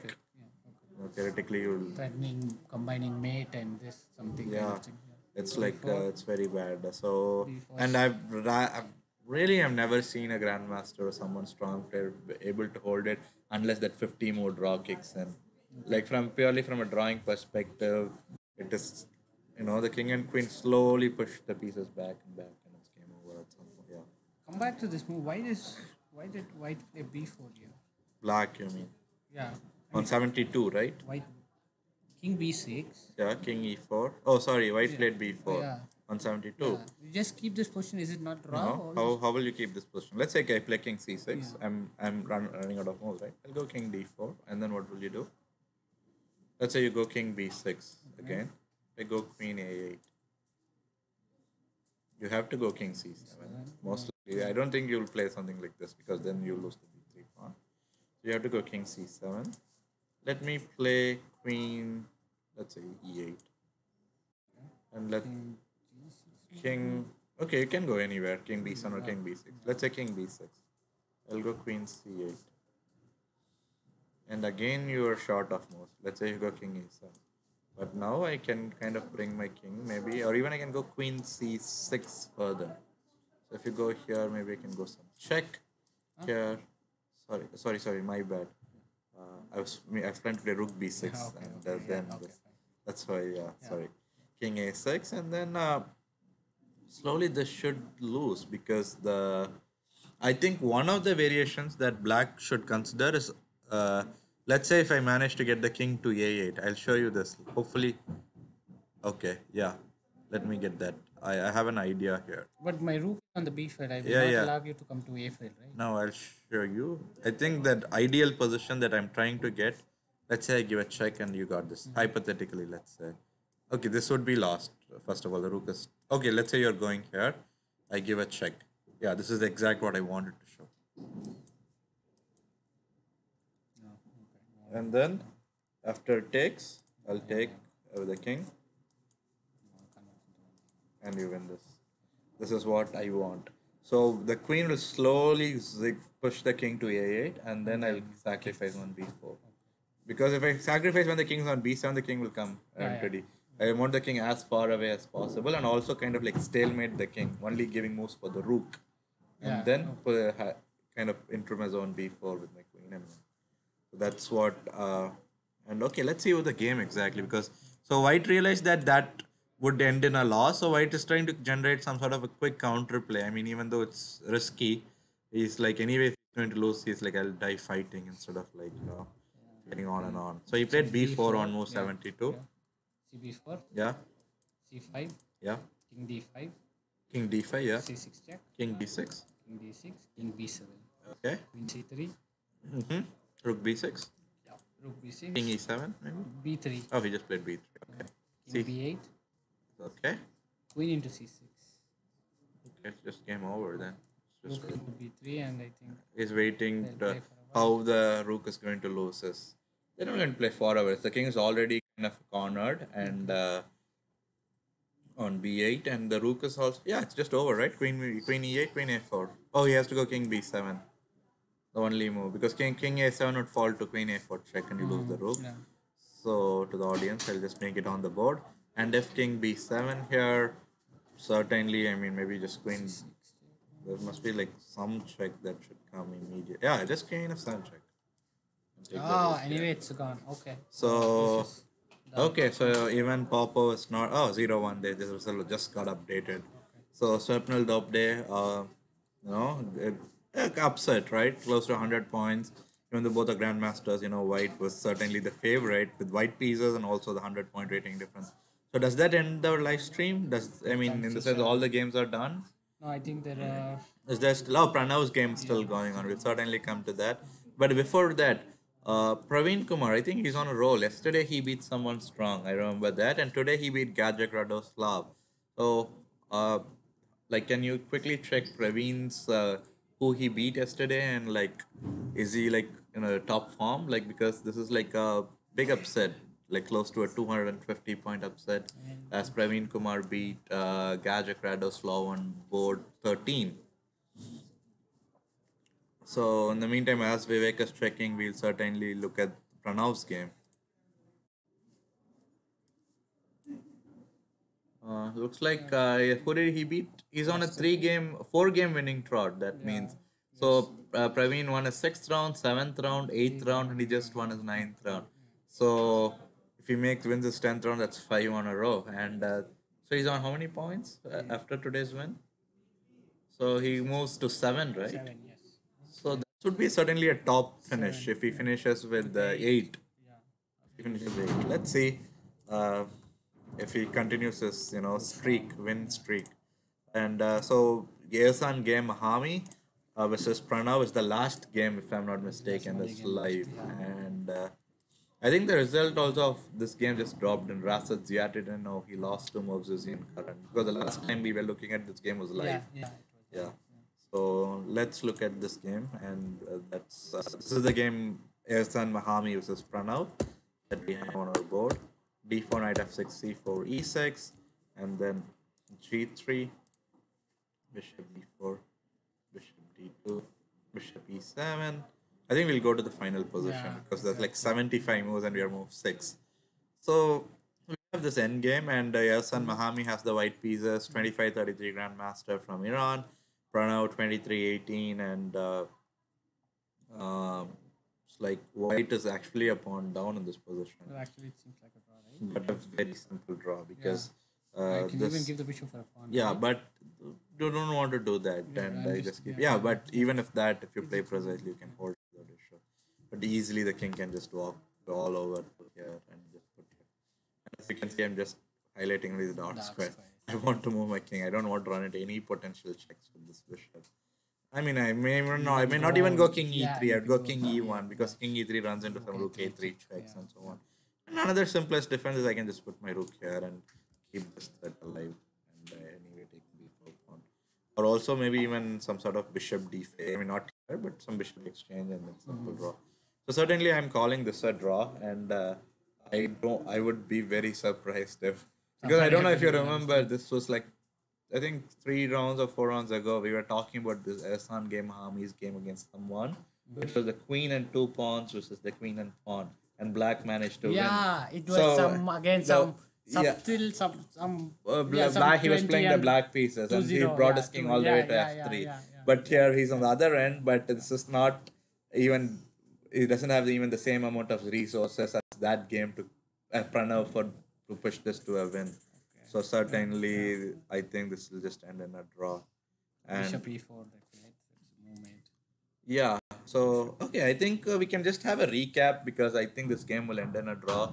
So in general, Vivek, like when you went and saw the games, and I think you went quite some time today. Yeah, And yes, yes. anything that caught your attention outside of the live games? Any, because I rarely get a chance to go inside when I do was the heard commentary. as soon as I went inside, like one of our Yeah. member asked me, there were a lot of people around this board. I don't know why. Yeah. By the time I went there was no one there. But I went to the board. What was so special? It was Gukesh board. Okay. I think at least 30 people are around him during the Congratulating or last something. minutes of his game. Yeah. So that is Okay.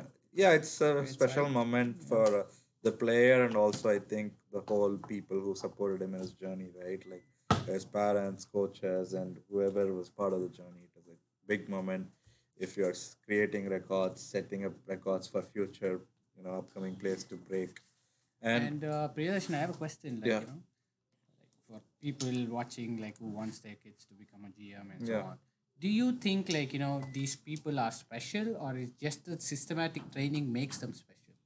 It's a Or they're combination gifted? of certainly, I mean, uh, for example, I think it's certainly a combination of hard work and talent because to become a grandmaster without like purely hard work, there was a lot of people too. But certainly it takes some time because even how hard you work, if you don't really have like the right talent or like that, if someone didn't spot your talent as a strong, the ability and feel to play chess, you may become a grandmaster, but certainly not at the very young age of 12. It will take some time to, for you to get those things that talent would naturally give to you, certain skill So sets. you Then believe in some people are born with talent. I'm saying certainly they had talent, but they also worked hard. Yeah. Without working hard, obviously becoming a obviously, yes, GM is yes. like not Yeah, it's- impossible because everyone is like they all have access to high speed computers, internet, databases,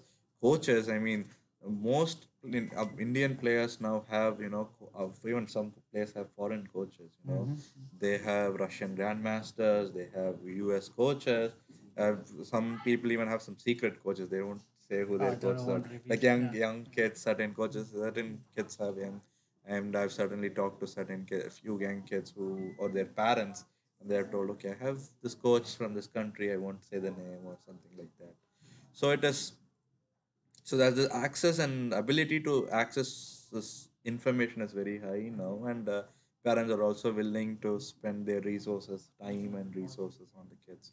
For example, these kids going for a tournament, like for example, world championships level tournaments where you have seconds, people analyzing your No, not opponent's that game, level. I mean, and but then still they are working very No, hard. I'm Yeah. asking, does it happen in 2026 level? Like, do you get some help from someone to work on some of your opponents? If Sometime you're going for a big tournament. Does it happen or not certainly, at for all? example, I mean, people know that RB Ramesh travels with Pragnananda like for all his big Yeah. tournaments. Even now, he's in Netherlands with Pragnananda, and it's well known that Nihal Sareen is accompanied in quite a few tournaments by his trainer Srinath Narayanan, who's also a grandmaster.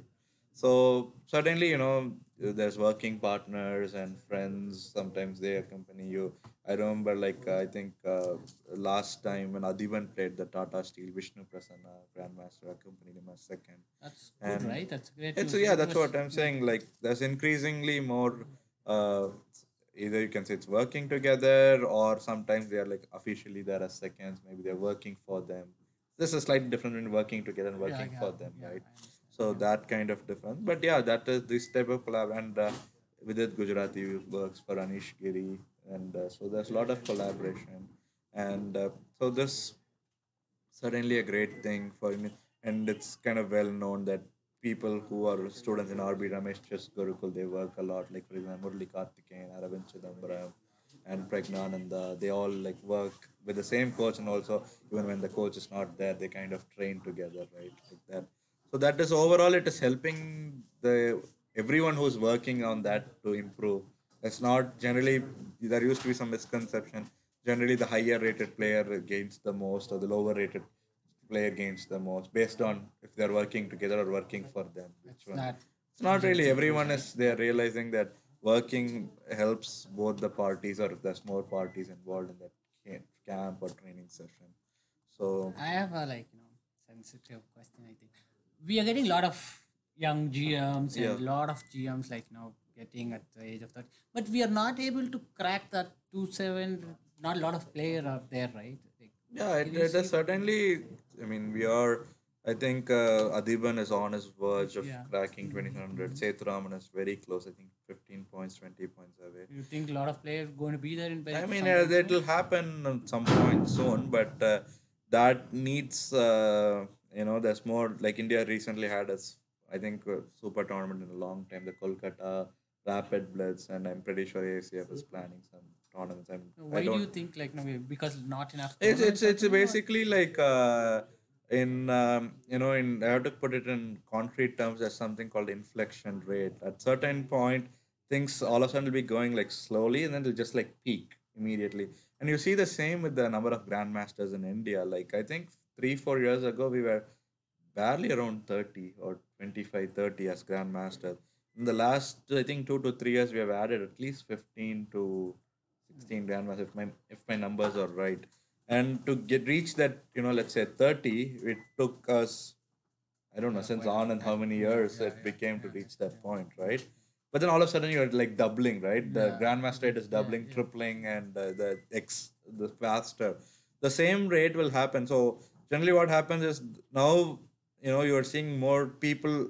The average Indian rating is in the top 100 is kind of uh, grouping around 2500 now. Earlier, I remember the top 100 rating in India would be, I have to say, around 2005 6 was 2285 Okay. to be in top Top 100. 100. Now I think that rating is close to 25. 2389. Okay. Yeah. 2389 to be top 100. Wow. And you see, I think around close to 52 people are in 2500 rating, somewhere around that range in India. Or, yeah, I think 50 people. Maybe my numbers are, because I Okay. haven't It's checked roughly, it, yeah, but yeah. so in few more years you'll see, at least maybe I think in another year or two you'll have around 2440 maybe as the base rating to be in top 100 in India. That means there's more 2500s in the country. So when there's more 2500s, then the natural progression will happen towards 2600. So then 20, I mean, obviously this rate can go way faster if there is some external help involved, in the sense like the players have more access to better coaching, individual coaching, or they get invited to top level tournaments. So, for example, right now Pragnananda has been invited to Tata Steel. These type of invites help accelerate any player's career faster, right? So these type of How things. do this invitation works? Just it's Certain absolutely organizes or some norms and some There are different invitation. ways. Every year tournament organizer has their own way to invite people. Tata Steel, like for example, they have two sections, A and B. Generally, the winner of the B section gets an invite to the A. I think 1 year Adiban won the Yeah, B, even, and and I next think year this he year played A. Vidit Gujarati, I think that's Okay. how he qualified for Okay. the A. That is one way you get invites to certain tournaments, and certain organizers invite you to. And certain tournaments are also based on, let's say, if you're a I think world women's junior champion, then you get invited for Tata Steel B, I Okay. believe. Okay. So if you're a women's champion or the world junior champion, generally they get invited to a bunch of tournaments like this. And also certain tournaments, the local players get preference. For example, in Tata Steel A, you see some players like Van Forees playing because he's a local Netherlands player. So they always try to give importance, certain organizers, to the local talent so that they can get more opportunities. So this is how invites are always a very tricky thing, and there's so many people competing for limited number of close tournaments and invites, right? So it is always we have to fight to get it, or sometimes the organizers have to invite. And I think as expected, the Ehsan Mahami played versus a draw. Pranav game and a draw. So that means all the 30 boats are done. The live games, we don't have any other live game to show today. And Just to clear, tomorrow the 30 tomorrow is players the will final meet. round. And is the round, I'm not sure if the tomorrow round, generally the last round starts early, but I'm not sure what is I the think it's schedule 10. for this. It's 10 o'clock. Yeah, if so, we'll Same as certainly every be day. doing the tomorrow's the big day, so we'll be live and we'll try to get as many people as possible, join us on the commentary because you may see some quick draw. Some people may just take a draw and if they don't have a realistic chance for the title, and maybe they may just take a draw. Some people may fight it out. This is the Asia's biggest chess tournament. Like only like combined with all categories, around 3,000 players are playing. Yeah, close to 3,000, with, and it's a biggest by price money, and I think by the participants also easily. Usually, like organizing and everything looks perfect, and tournament is always a success. But this time with so many norms, I think it's Yeah, definitely a and big